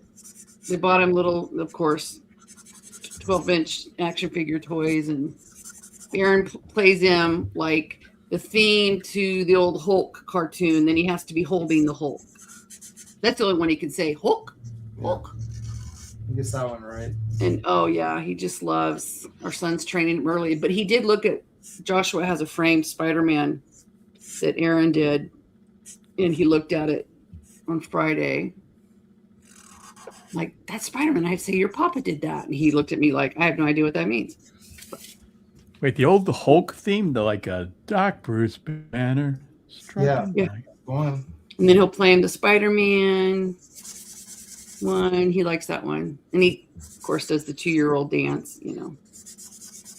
But yeah, I never quite understood or grabbed all the lyrics in that one. Like, which one? Turns into the Hulk. Something about something about glamorous. I could never figure that out. Just because they're trying to rhyme with. I think it was Gamma. Yeah, they're trying to rhyme with Gamma rays. Oh. Because I heard that too, and I was like, time out. Yeah, what rhymes with gamma ray? Got it. Okay, that perfect. Oh, yeah, my God. So John Beatty, I like that number, but it ain't happening. What did Beatty say? He's making $80K a book. So how much did we just spend on postage? Oh, for Wraith of God, Yep. It was $70K. No. It was just on postage alone. 12,000 on postage, and then that doesn't count the supplies. Now we've spent as much on the bigger campaigns as I spent 21,000 once on postage. So, Shelley. Yes. How's your singing voice today? Rich Ware has it's never been good any day. He posted the Hulk song. Oh, nice. Let's see. Doc Bruce Banner, belted by gamma rays, turned into the Hulk. Ain't he unglamorous? Yeah, it right does. in the town with the power of a bull, ain't no monster clown who is as lovable as the ever-loving Hulk. Hulk. Oh, that's awesome. Thank you. Now do the Submariner. This Stronger than a whale. How do you know the lyrics to the Hulk song? That's interesting. I actually looked them up once, and I think they weren't. No one was totally clear as to what they were. Yeah. The Submariner song cracks me up. Stronger than a whale. He can swim anywhere. Yeah, but breathe underwater, go flying. The voices they use for the singers are. All name of Atlantis is the Prince of the Sea. That is so refreshing. I thought it was only Aaron. No. All of you. All of us do it. But yeah, they don't allow him to have screen time really. So Aaron has to sneak his phone in and play him the fighting theme and stuff. Yeah, I haven't got busted yet. No. Uh-oh, Aaron. He's always like, Papa. What do they call Fayon. There we go. Oh, there we go. Beatty throwing some money our way. Thank you, John, for the 5. Can David explain the silhouette to someone like Dan, perhaps, is what he's getting at? What? Good. Thank you, John, for the They're 5. disappointed you haven't taught him about Howard the Duck or Man Thing. Well, he's only 2. Yeah, one step at a time. One step at a time. We got time. And now that they're moving closer, lots of education going to be happening. Slam and Brandon, affirmative. Okay. Do you want to share with the rest of us, Gary? I mean, Here it is. You're just asking about my hat. Oh, okay. When Captain America throws his mighty shield, those who oppose his shield. Those who chose to oppose. Those who Yeah. chose to oppose. Although Joe's It's kind of like Dr. Seuss. You know, Yeah, chew, then glue, that's what goo. Caleb will say, shield, shield. Yeah. Yeah, that's one of the lyrics that rolls off the tongue. Those who chose to oppose his shield must yield. Yeah. Wow. It sounds like Dr. Seuss, you know, chew, blue, goo, you know. Yeah. Exactly. Oh my goodness. I don't know. Well, at least I can say I gave it the old college try. What are you talking about, the song or the drawing? The drawing. No, it's looking good, man. It is. I think I may have time to throw a little Hulk in here too. Hulk? It's Aaron, it's looking rude-esque. Put what's his name back there? Red Skull. Excuse me. Like a Kirby Red Skull. Yeah. Like a Golden Age Kirby Red Skull or a Silver. I guess I'd have to do Silver Age. I love Silver it. Age. Kirby's Red Skull was scary looking. But they're not. Okay, let's try it again. Yeah, Kirby's Red Skull was terrifying. Yep. All right, all have a good day. The batteries look charged. All right. Well, thank Wait, you, Shelley, before you go, I got to give you a challenge. You got to do the Iron Man one. Tony Stark makes you feel he's the cool exec with a heart of steel. And Iron Man, blah, blah, blah, blah. He fights and fights with repulsor rays. Iron. Yeah, he's Iron Man. I don't know, something like that. All right. That was pretty good, guys. Yeah, you know. I thought I was going to stump you and that like up. Oh no. Not with our You're a true wife of a comic guy. Oh, back to bed. Slam and Brandon, thank you. My kinfolk come from Texas, although I have never been. My grandparents were from Texas. My great-great-grandfather was a Texas Ranger, so I do have Texas roots. Really? A Texas? Yeah. No kidding. Yeah.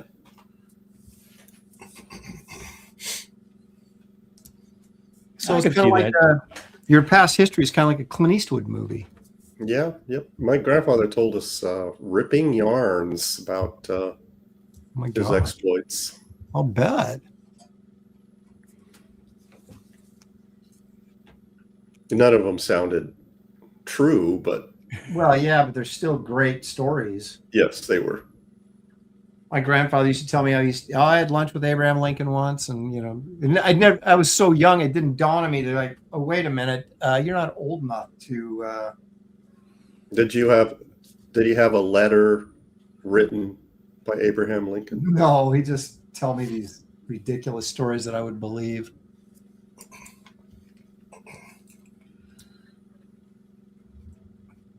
Do you ever wonder why? And I've had kids, obviously. But why kids feel the need to run out on the street and scream at the top of their lungs like they're being murdered? And how do they do it? How can they continue to do that? Like mostly girls do that, right? Yes. That's because boys are chasing them. That's why. I guess, but they scream like they're being nice. Yeah, I know. I get that in my neighborhood too. I'm just like, can you just bring it down a notch? Jeez. Well, they're always trying to outdo the other one. They're all trying to talk over the other one, so they just it becomes a wall of sound. Rand, where'd he go? Rand Arrington, my grandparents moved to California, and so my parents were born on the West Coast, and so was I. That's how I ended up here. Oh, so Rand's a West Coaster? No, he was asking how the hell I ended up in. Oh, you were answering his question. Okay, I see. Yeah.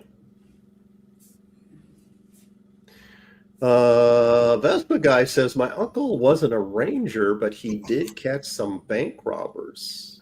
Now that's exciting. The moron stopped to get food in his town, and he parked next to them at the diner. True story. You That sounds like know, a movie.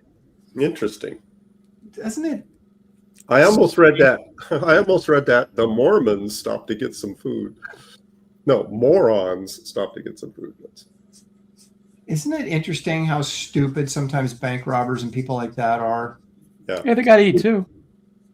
I know. It's like, Well, I mean, if they were really smart, they would have good jobs, right? I guess.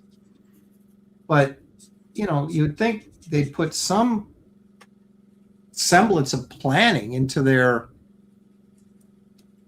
you know, Yeah. operation, and then they just go do dumb Peanut things butter like- and peanut butter jelly sandwiches for the day of the robbery.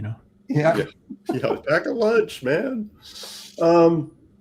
This is interesting. Going on a thread of our conversation, Gollum Wolf says, kids in my neighborhood will stand on each side of the road and mime like they are holding a string between them, causing cars to stop. Oh, That is a great prank. No, you know, we used Of course, to do. you would think it's great.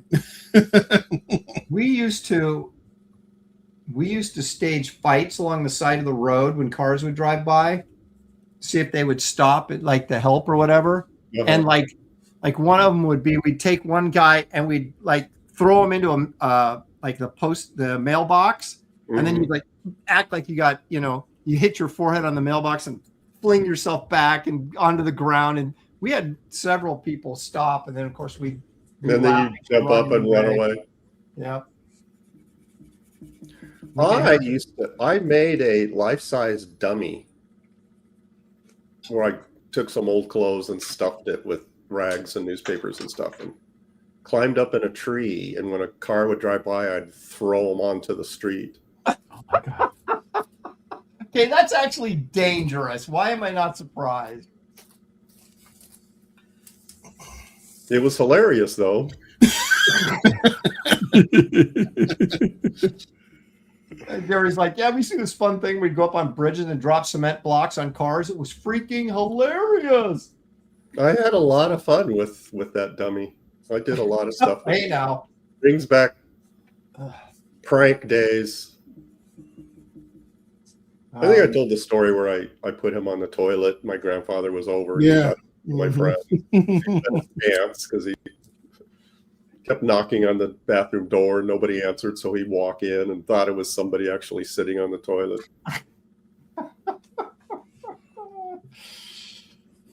Oh, boy. God of thunder, mighty Thor. So I have to do the shield freehand, don't I? Well, the shield is never drawn the right shape for a template. So yeah, you've got to. So I gotta. That's what Kirby would do. He'd do Yeah. it freehand. Yep. You need an armband, says, what would Kirby do? I remember I got in a big argument with a guy that worked in a comic shop when I was, I don't know, like in my 20s, that he claimed Kirby used French curves. And that's how he drew with French curves. Boy, did that conversation get heated. Dude, there's nothing more that pisses me off than people that like go all in when they clearly don't know what they're talking about, Right. and then they just He just couldn't believe somebody could draw the shapes that Kirby did freehand. whenever I'm completely convinced that I'm right, that's when I stop and go, you know what? I'm probably wrong. I'm going to shut up. Because I've done that so many times where I've been like, no, Ed's getting an argument, and you go and find out you're just completely wrong. And so I've learned over the years that you think you're right. That's usually when you're wrong. Yeah. But I got to the point when I realized that it wouldn't matter if I won the argument or not. This guy was so stupid. You get no satisfaction. There'd be no satisfaction in proving him wrong.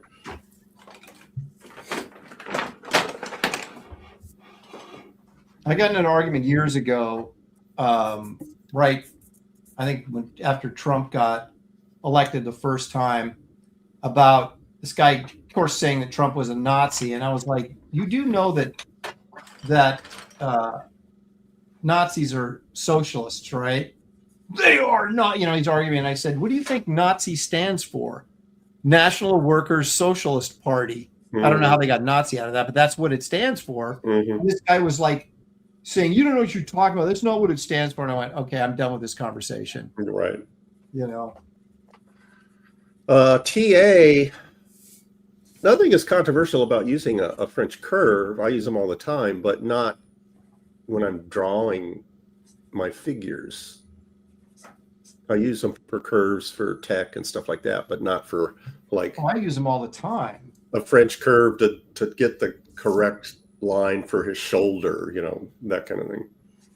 He used them on. He claimed Kirby used French curves on his figures. That would be time consuming. Yeah, it'd be a waste of time. Ooh.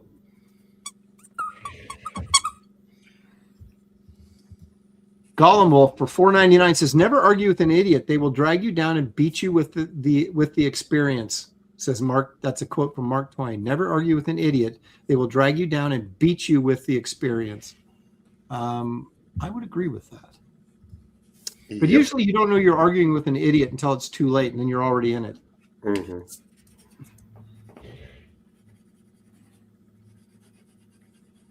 Yeah, you assume that you can persuade them, and it's like, no. There's a reason this person's an idiot. Doesn't even the Bible say? Come on, Aaron, do that line with one stroke. I can't. Wait, there you go. What'd you say, David? He's got Bible knowledge. I said, doesn't the Bible even say don't cast your pearls before swine? Yep, I actually used that line in my Wraith of God 3. Here, let me read it for you.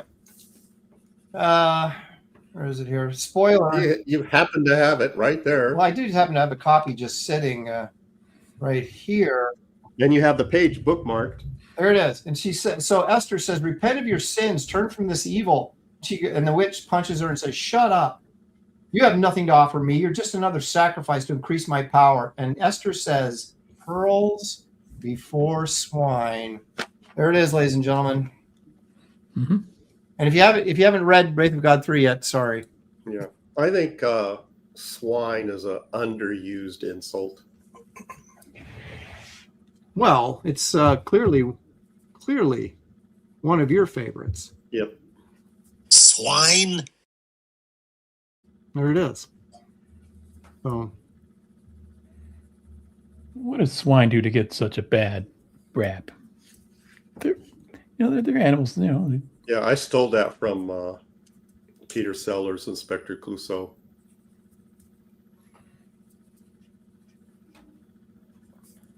Swine are delicious. Yeah. Hey man, I don't dig on swine. depends on what portion you happen to be consuming. The bacon portion is always good. The weather's starting to get warm up a little bit. David, are you still wanting to feed Aaron and I at that Yes, that eatery in Portland? I do. Aaron, would you be up for that? Going to MLK and chowing down on barbecue? As soon as it warms up enough, yes. I would be on board for that because we'd have to videotape it and then have the whole experience. Yeah. Bring your daughter and she could film us eating. She'd get a free lunch out of it, and then you could put the experience on the show. You may be onto something. What's warming up to you guys? Because to me, it's like 60s. All right. For me, Aaron, what do you think? Well, yeah, mid 60s would be, as long as it's like a nice day out. A cloudy mid 60s, not as pleasant, but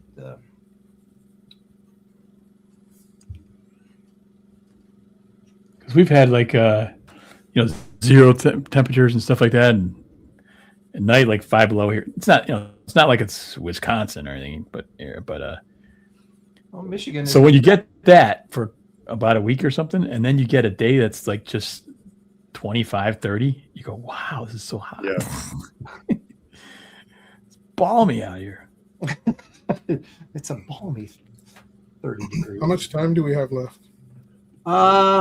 Actually, not much. About 10 minutes. Uh-oh. Well, that's sucky. Damn. I was going to put a background on here, but I guess. Well, okay, you got 15 then. Yeah, that's. We have to do the auction, Aaron. Yeah, I know. That's why I'm. Okay. We're I'm just 7 going to minutes. draw right through the auction. Well, Gary, do you want to do your beef for this week? Sure. Let's take a moment, folks. Take a breath here and Remember, see what what's bugging Gary this week.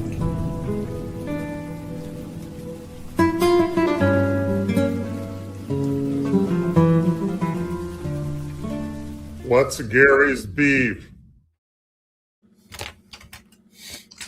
All right, let's have it, Gary. What's eating you this week?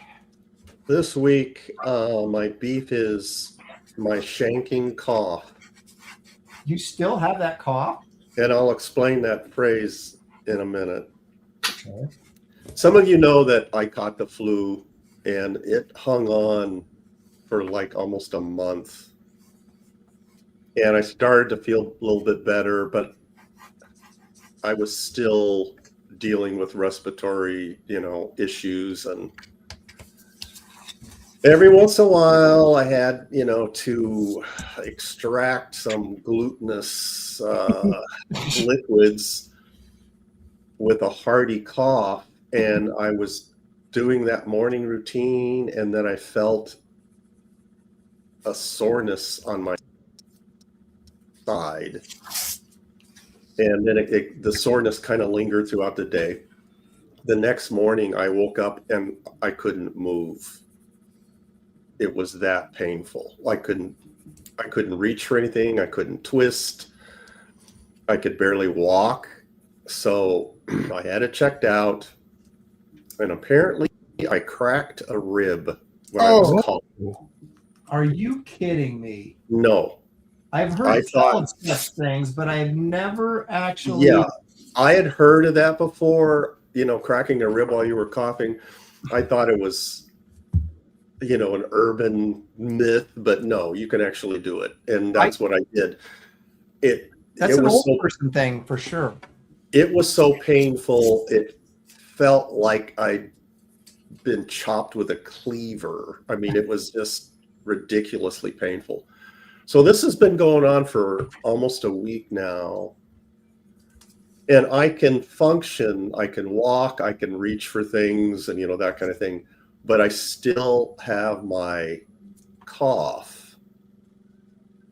And when I cough, it feels like I'm being shanked with a ice pick. So it reminds you of your prison days. Exactly. That's how painful it is. And the cough, I think I'm fine. I'm feeling fine. And all of a sudden, here it comes. And if I don't try to grab my side and put pressure on it, then it's like ridiculously painful. Damn. So if you ever want the experience of getting shanked with an ice pick, crack your ribs and try and cough. Ugh. Sheesh. So I'll give an update next week on my condition. That respiratory disease or virus or whatever, that's what took my mom down. I had it. I did not crack a rib, but my daughter had it. It's like, that was nasty, and it takes forever to go away. Yeah, I still have a little bit of symptoms, but now I'm like disabled with this rib thing. And forget about sleeping. I usually sleep on my side. Forget about it. Gosh.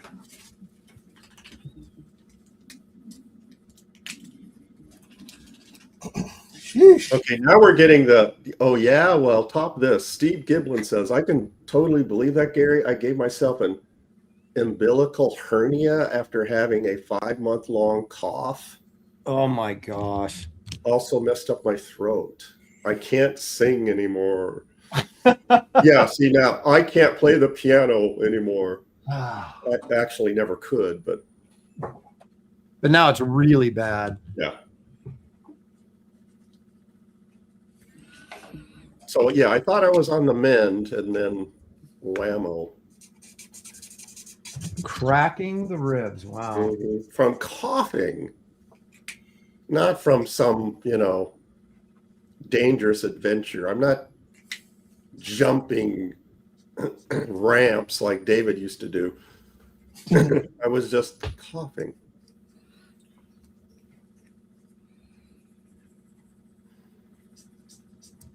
So I need to think of a more adventurous cause for my cracked rib.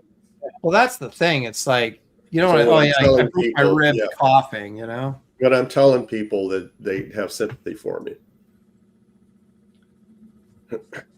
Yeah, some lunatic was attacking a school teacher as they were walking their kids to class, and I had to jump in the way and save them. That's the story. Now you're getting someplace. And so after, rolling around on the concrete and I subdued him, I noticed a little twinge on my side.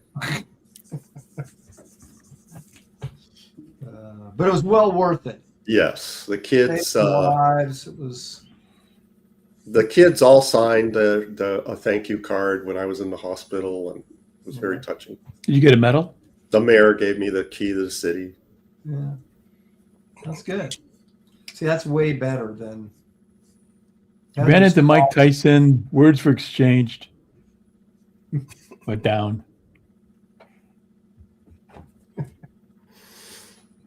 Oh, I hurt myself. And he coughing. cracked your ribs. Now, he could crack your ribs. Yeah, he could. Well, but that is, like I said earlier, that is like when you get older, you got to worry about doing dumb stuff. I know. In getting major injuries for the slightest gestures. Oh, for doing nothing. I have fallen down the stairs twice and escaped major injury. Really? What were you doing? Not paying attention, and I misjudged a step. Yeah, so you stepped and it wasn't there, and then you lose your complete balance, right? Yeah, I've done that. Me off by a couple of inches, you lose your complete balance, and then I turned my ankle and then collapsed down the stairs, and so I had a pretty bad. I've done that, but I caught myself. Yeah, David, you'll appreciate this. The Vespa guy says a street gang tried to mess with Gary's hose. They aren't a problem anymore. Good stuff. Aaron, I wish I was there. Not because I wanted to catch you, because I could say walk much. I just want to say walk much. Exactly. Well, everybody was laughing their head off. I was just spilled on the floor and at the bottom of the stairs. And then there was they quit laughing and went, "Hey, are you okay?" Yeah. I'm like, "Yeah." Yeah. And then they Falling started down the laughing stairs. again. Falling down the stairs could either be hilarious or tragic. Yeah, or deadly. Avenger, is that Avenger LL or Avenger 2? I think it's One of the few things I like about Todd McFarlane's drawing was the way he drew Spidey's mask eyes. I prefer them large like that, like the way Ditko drew them. So Dan, you were hang on a second. Ditko did not draw his eyes large like that. Yeah, he drew them not as big as McFarlane's, but he drew them bigger than Romita. All right. Okay, I'm not going to argue this because I feel like if I do, I'm going to be wrong. Yeah, Ditko had some big eyes sometimes on Spider-Man. Yeah, and Ditko drew his Spider-Man eyes with a French curve. That's what I hear. Wait a minute. Ditko Spider-Man. I'm pulling some stuff up here. We shall see. What we shall see. Ditko Spider-Man's eyes, though, change sizes depending on his emotion. All right. Okay. Okay. Let's just take a look at this, shall we? Aaron's got his ire up. Fundamentalist. I always look fundamentalist. I always looked or thought of Ditko as having more squinty Spider-Man eyes, like this, perhaps. There you go. Yeah, but that's because he's emphasizing the emotion of his dialogue. Let's take a look, shall we? Yeah, find one when Spider-Man is surprised. Oh, wait a minute, what's that? Oh, that's squinty. Find one when he's surprised. They'll be Okay, big. here's one. This tells us. Oh, wait, no, that's not it either. No, wait, there's got to be one in here. Oh, this will do it. No, that doesn't do it either. Who's controlling the screen? Okay, that's a little bit. This is more like Romita, though. That's not like McFarlane. Wait a second. No. I think, Gary, we need to prove your point. David, could you quote that Bible verse again?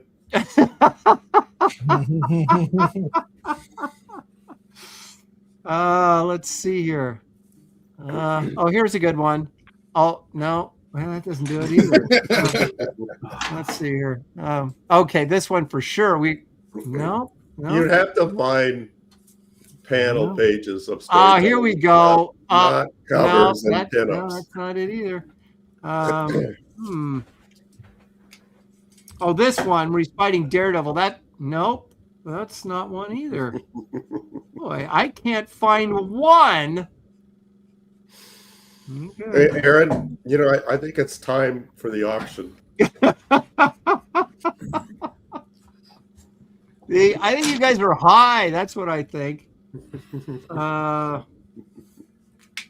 Here's a panel of Spider-Man. No, that doesn't do it either. I don't know what you guys are talking about, man. I will admit, the cover to 8, he does have sort of big eyes. Now, if I can find it, but it's like the only time. Like, here's another panel. Look at that. That's I can find the. Where's the cover to 8? I have a memory of seeing him now it's a memory. Yeah, your memory in the stories where he was surprised. I thought so too. So that I'm back. I'm backing you up, Gary. Here you go. There's your McFarlane eyes. One time, right here. Yeah, that's the one. There it is. Let's see how much bigger they are there than the one with the ripped mask. But I've shown you like 100 panels, and it's always squinty except for like 1 or 2 occasions. McFarlane was always had huge eyes. Always big. So there you go. But my point was, Ditko used the size of the eyes to show emotion. Okay. All right. He also used to put little dots in there every once in a while when he was surprised. Now, I suppose you're going to argue with me about that too, right? No, I remember that. Okay. All right, guys, it is after 4 o'clock. So if we're going to auction, we should auction, and then we'll show art after we auction. So you can keep working if you want. David, you want to start, or do you want Gary to start? Gary can start. All right, Gary, here we go. Okay, let me pull up the art. All right, so what's going to happen here is we're going to take bids, and then when I start the countdown, it'll be 10, 9, 8, 7, 6, 5, 4, 3, 2, 1. When I type in 0, it's too late. So remember, you guys are running behind a little bit. So any bids that come in after I type, I'm going to type in sold, and then any bids that come after sold or will not count. So don't wait till the very last second. And also, so you're going to write a dollar amount, and you're going to type in confirmed. So you can say $150 confirmed, and then we know you're serious. But you can't just put a dollar number in there. You got to put confirmed next to the dollar number. Let's begin. Do you have a minimum opening bid on this? There we go. This is recreation Jack Kirby while we're on the Kirby train. Big Barda, Mr. Miracle's girlfriend. And this one is on 11 by 17. So big girl on big paper. Minimum bid $100. He's giving it So if away. we don't get the 100, then we can move on to David's. Well, you just got to start at 100. Yeah, we have to start at 100. And this is $100 and go from there. Yeah, this is my only piece. So whatever David does after this is all David. So we'll give it a couple of minutes. If we don't get a $100 bid, then we will go to David's piece. So get ready, David. Yeah, Mr. Miracle. Thank you, Dan. Mr. Miracle equals scot-free. I always love that name. Scot-free. I liked Mr. Miracle. Or Yeah, at least the design, the concept of Mr. Miracle. Yeah, Gina Carano, Bassmaster Dan says Gina Carano would make a as Big Barda. I agree. Too short. Yeah, she Well, could. Could you actually find a human being? Yeah. Is there an actress out there that's 6'4" and built like a? Probably could. Right. Like a, if you want. Yeah. You can find maybe an ex-basketball player or volleyball player, maybe, but they'd have to be pretty thick. She's got the right face for it. That's the thing. Yeah, I think she looks the part. Is she? I mean, how short is she? She's not that short, is she? No, she's taller than Mr. Miracle. And this is all, I would say this is 99% inked with a brush. There's a couple things in the background. There's some straight lines. I don't know what those panels are on her hips. I think you look at if you got like Oscar Isaac to play Mr. Miracle, then yeah, she'd be way tall enough to do it. Looks like Stealth is coming in with a $100 bid. There you go.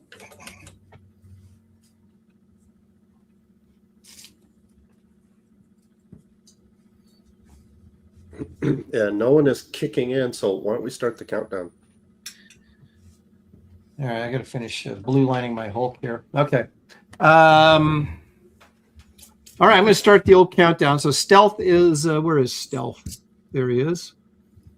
$100 confirmed from Stealth. So we're going to start the countdown at 10.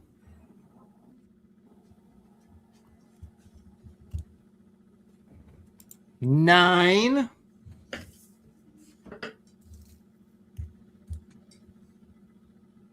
8. Someone says Frankie Adams could play Big Barda. I don't know who that is. They're discussing in the chat of who would play Barda. 7. Yeah, I don't know who Frankie Adams is either. But most superhero films, the actors who are playing the superheroes aren't that tall as humans, but they make them look bigger on the screen. It was like they cast Oscar Isaac as who's that X-Men villain? Apocalypse. Apocalypse, and he's like this little tiny dude. Yeah, no one liked it. Huh? And no one liked it. Yeah, well, there you go. 4. Getting down here to the final nitty gritty. $100 is our max bid. Just $110 takes this. He's giving it away, folks. 3.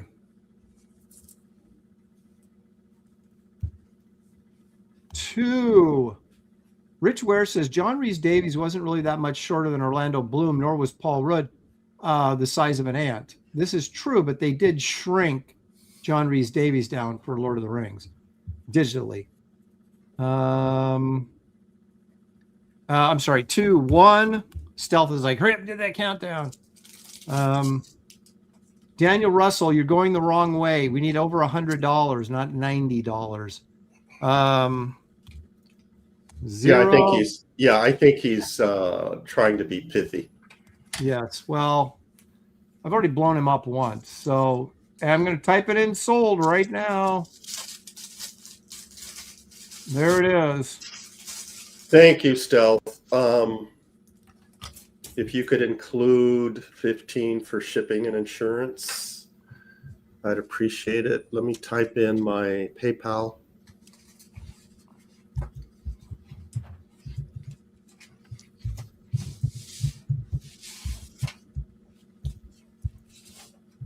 And please include your shipping address. There's my PayPal. Thank you, Stealth. I appreciate it.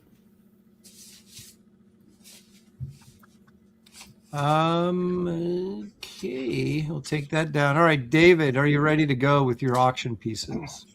All right. I don't know which one I'm going to sell. But I'm going to leave it up to the chat to say which one I should put up. Yeah, so if somebody is bidding, where do you want to start, David? The minimum is on one of these, like on the painted ones. The minimum is maybe 150 to 200. Okay, well, but if they get it, yeah, you got Gollum Wolf is already bid 200 for the 200 on the demon. Okay. Well, there you go. Put the demon up. That's what we're doing right now.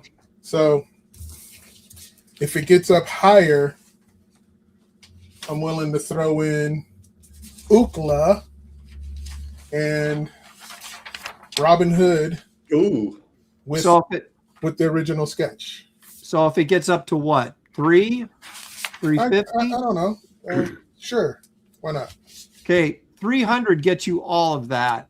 Meteor Pegasus is asking, did David only take Cash App? No, I think I have. You have PayPal now, don't you? No, not PayPal. What's the other thing? Venmo? Venmo, yeah. I'll do Venmo. There you go. Cash App or Venmo. Daniel Russell says 250 confirmed. There you go. So if this gets to what? Are you throwing the extra stuff in at 250 or 300? Let's say 300. Okay, 300 gets all the stuff. So you get the Ookla or Mookla, the Ook or whatever his name is, and the green arrow and the pencil drawing plus the demon at 3 bills. That is a freaking steal. Golem Wolf says 300. I'll take it. Oh, cool. Well, 300.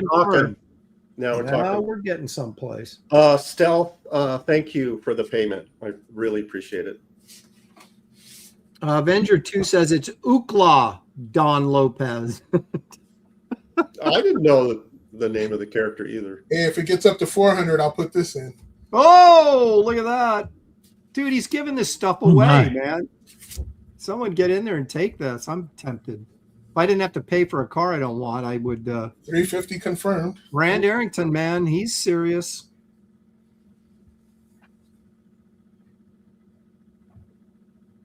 Now, okay. This is an auction now. Yeah, if we get this to And 400. the higher you guys are bidding, the more stuff David is throwing in, which makes the bidding go higher. All right. So We're you're caught getting in this vortex that we'll never get out of. $400 that, and Captain Britain gets thrown in there for 400. So, geez, look at that. That's Imagine you could keep you can keep the demon and then sell everything else on eBay. There you go. Dude, I just sold a comic book on eBay and they took like 16% now. Oh my gosh, I might as well sell it through there. 16%. Yes. Wow. And that's Beatty before wants to PayPal. know. Yeah, Beatty wants to know if you take Zelle. No, I don't. Sorry. Wait.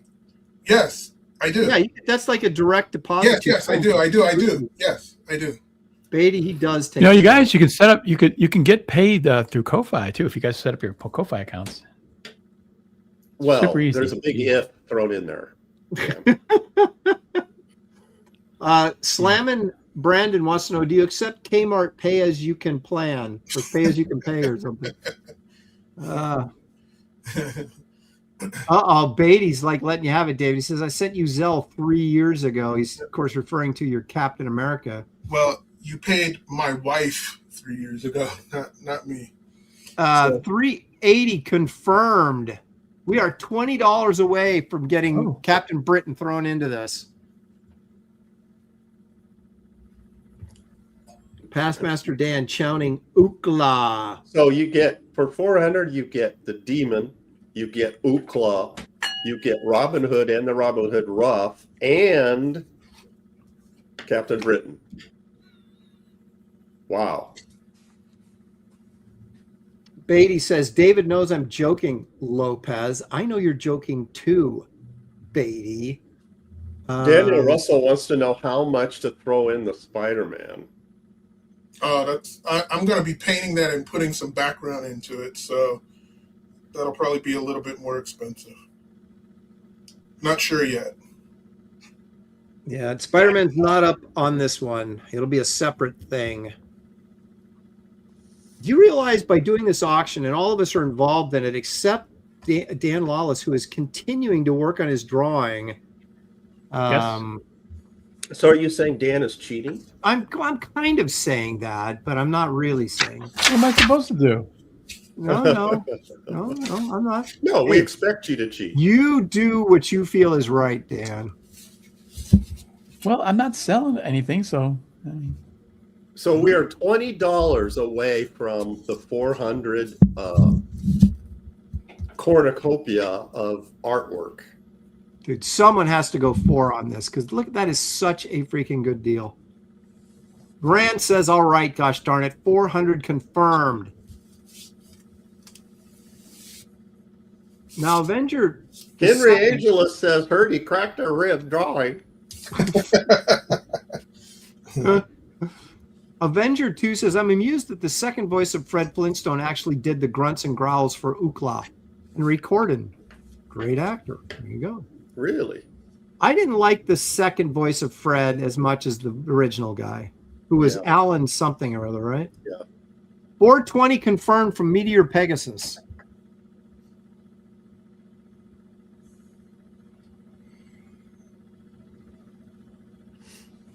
Excellent. So 420 from Meteor Pegasus is now the high bid. So Captain Britain's in there, Green Arrow's in there, the Demon is in there, and Ookla the Moke. That's Robin Hood. Looks like Green Arrow to me. That's from the NC Wyeth. Yep, from the NC Wyeth. Excuse me. That's NC Wyeth theme. NC Wyeth took, if I recall, NC Green Wyeth Arrow. never drew Green Arrow. Okay, all right. I see what you're doing here. You may All righty, have. we're going to start the countdown. So if you want to get this from Meteor, Rand, you got to come in at higher than 420. So there it is. Rand, 440. All right. If it gets up to 500, I'll throw this in. Oh, Creative Face says, God bless you for the sneeze, Aaron. Thank you. If we get up to what? 500, I'll throw this in. There you go. Rand was just like sitting on his hands and then swooping in at the last minute. Mm-hmm. All right, so we'll start the countdown again. We're at 10. Rand Arrington is the guy at 440. Let me get that up on screen, lest I forget. 500 confirmed. There it is. Meteor, 5 bills. You know, Hey, the funny wait a thing minute.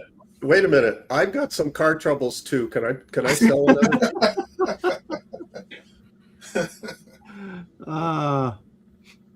This is quite a steal. You're getting, what are we getting here? 4, 5, 6 pieces for 500 right now.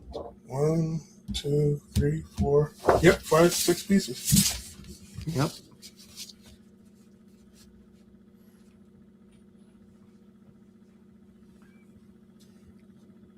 Yeah, theoretically, you could sell one of them or two and then pay for the ones you wanted. Exactly. Look at Dan giving you lessons. So you get it. Yeah, essentially you get it for free. That's right. Yeah, you you guys have to realize we're all freelancers here. Once you purchase the art, we don't care what you do with it. Exactly. You can resell it. You can hang it in your bathroom. We don't care. That's right. You can put it up on eBay and give eBay 16% of your gross. Henry Angelus says, you guys now know drawing the demon means money. Well, when you draw it like David and hang on. Yeah, that helps. Yeah, and paint it, then it equals money. Ookla was named thus because one of the creators went to UCLA, which we also will call Ookla. All right, countdown's beginning again. 10. 9, number 9. 8. Right there. Rand Arrington says 520 confirmed. He's taken him. Let's go 7. Slam and Brandon, yes, it's still available. I think the link is in the chat. 6. Aaron, did you put the link in the description? For what? My art book. Yes. Meteor Pegasus, I'm going 550, man. Not letting that stuff walk away. Look at that. 550. All right. So that's 6. We're counting down here. 5. If it gets up to 650, I'll throw this in. Oh my gosh. Are you kidding me? What? Judah Priest. That's worth 650 by itself. Actually, it's worth more than that. But thank you, Randy. 4. I'm slowing this down so you can get in there.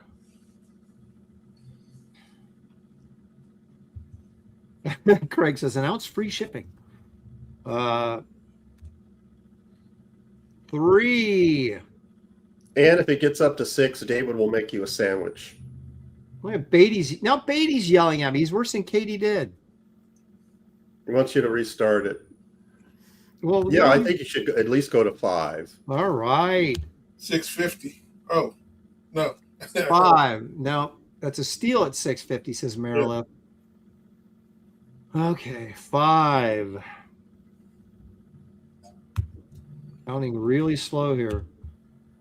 Well, Meteor Pegasus wants me to count fast. So Rand Arrington doesn't come in and swipe this. 4. 3. Now you could bid against yourself if you want that Ragnarok piece too. Just saying. That's true. Yeah, you could up your own bid. Avenger 2 says, I'm broke today, guys. I can only afford to heckle. That's fine. So how much more for the Ragnarok piece, David? If it gets up to 650. So another $100 and you get 7 pieces, 2 color. One of them is that Ragnarok and of course the demon. And plus all the other black and whites. And Ookla the Mook has got, he's kind of colored too. Okay, I'm slowing down. 2. If you're going to do it, you better do it now.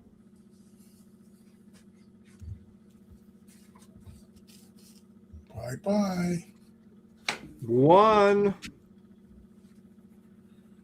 650. Pegasus did it. He bid against himself. Wow. There it is. There it is. All right, we'll go back up to 5. Pegasus, you are the man. Man, we can end it right there.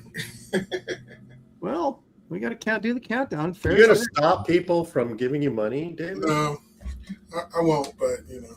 4. I appreciate the chat. I don't want to. I'm like looking through other drawings that I could throw in there. 3. Let's go here. 2. 1.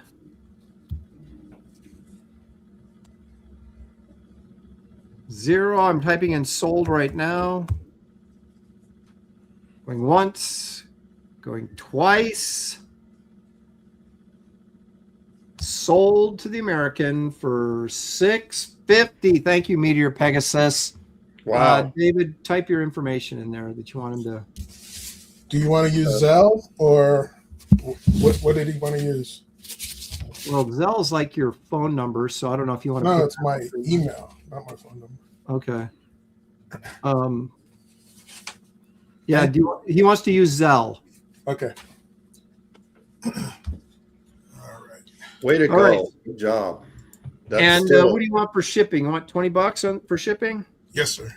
So add 20 for shipping, so $670 total. Thank you very much for your participation in today's auction. Way to go. Congratulations. Well done. Thank you so much.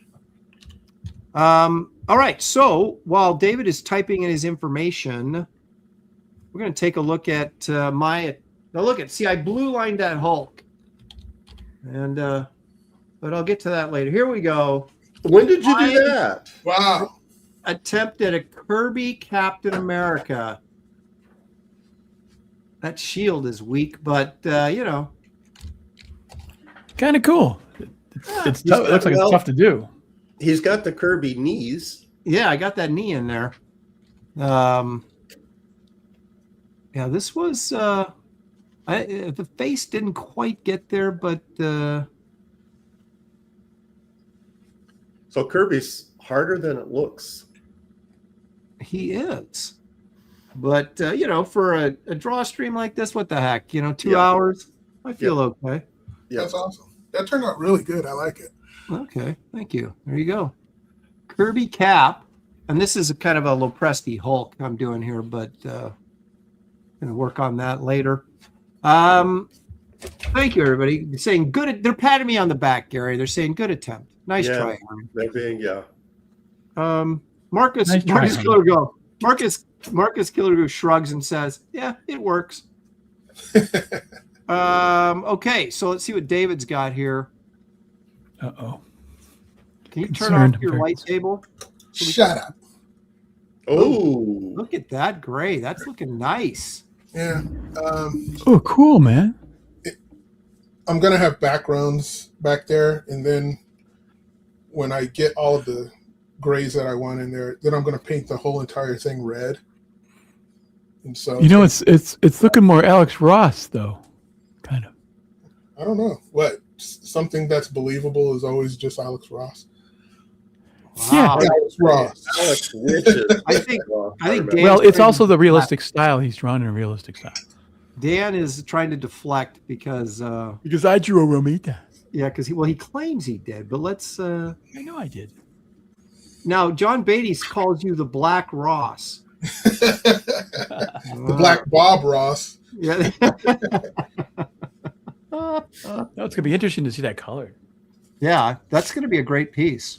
Let's take a look at what Dan Lawless has to offer us. There you go. It's a very nice Spider-Man. Not Ramita, but it's very nice. See, there you go. Dan's getting caught in the I copied its face exactly. Nah. Exactly. Dave's not having any of it.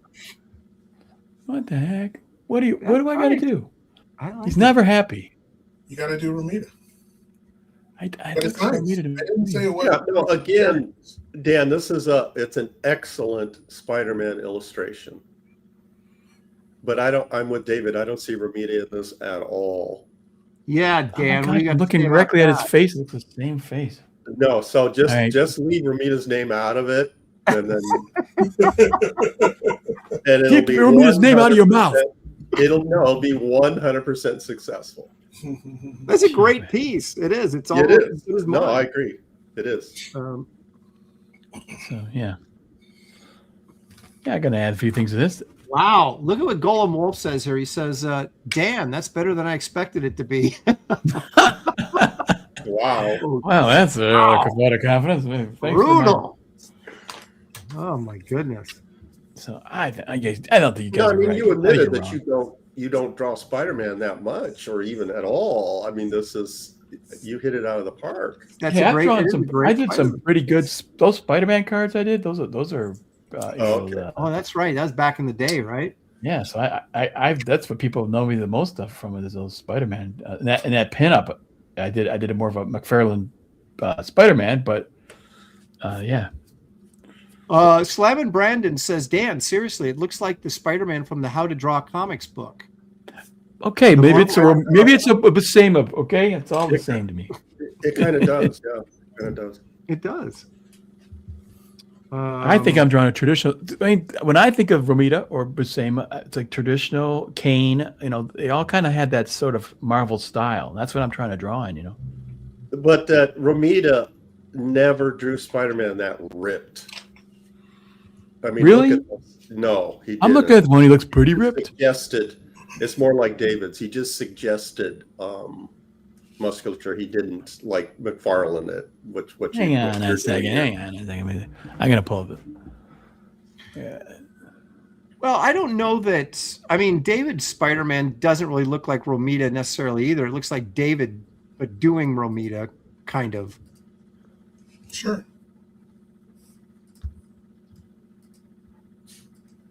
Look, he's got muscles, man.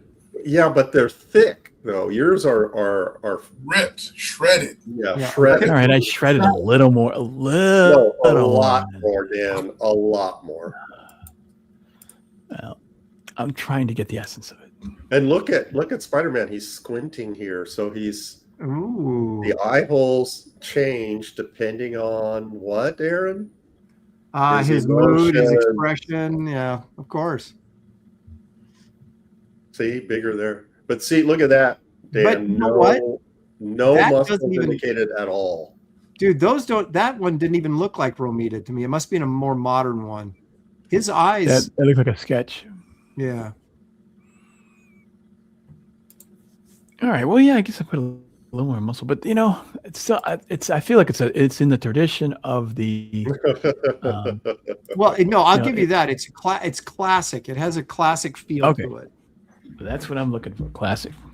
A non-Todd McFarlane Spider-Man. So how's that? No, it's a non-Todd McFarlane for sure. I would say you're walking the line between the tradition of Romita and the modern Spider-Man. There you go, Dan. You've created a whole new look. Okay. We'll call it Good. the Lawless approach. New and improve. We gotta let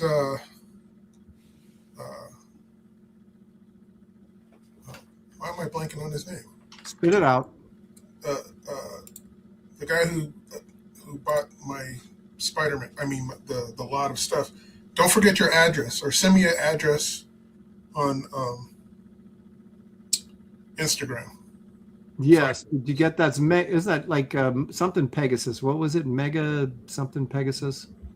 Yeah, because if you don't send the address, David's going to keep the money and then sell those pages again next week. Meteor Pegasus. Thank you. Yeah, Meteor Pegasus. Yeah, send David your mailing address. Yes, please. So there you go, guys. All righty. That is going to do this. He says Instagram okay. Yes. Yeah, send it to him on his Instagram. That will work fine. I want to thank everybody for joining us once again. We had a pretty good, healthy audience today. We appreciate you guys joining in our little attempt at bringing Marvel's Silver Age back to life. And thank you for the super chats. Thank you for your contributions, you guys. We could not do it without you, and we couldn't do the show without you. So we appreciate your support. So anyway, have the rest of the good evening. Check us out over on the landing party in about 20 minutes, where we discuss Star Trek: The Motion Picture on Graham Nolan's channel. Otherwise, we'll see you guys right here next week on Gray. Thank you, guys. Yo, good night, everybody. Corn dogs. Corn dogs. Corn dogs.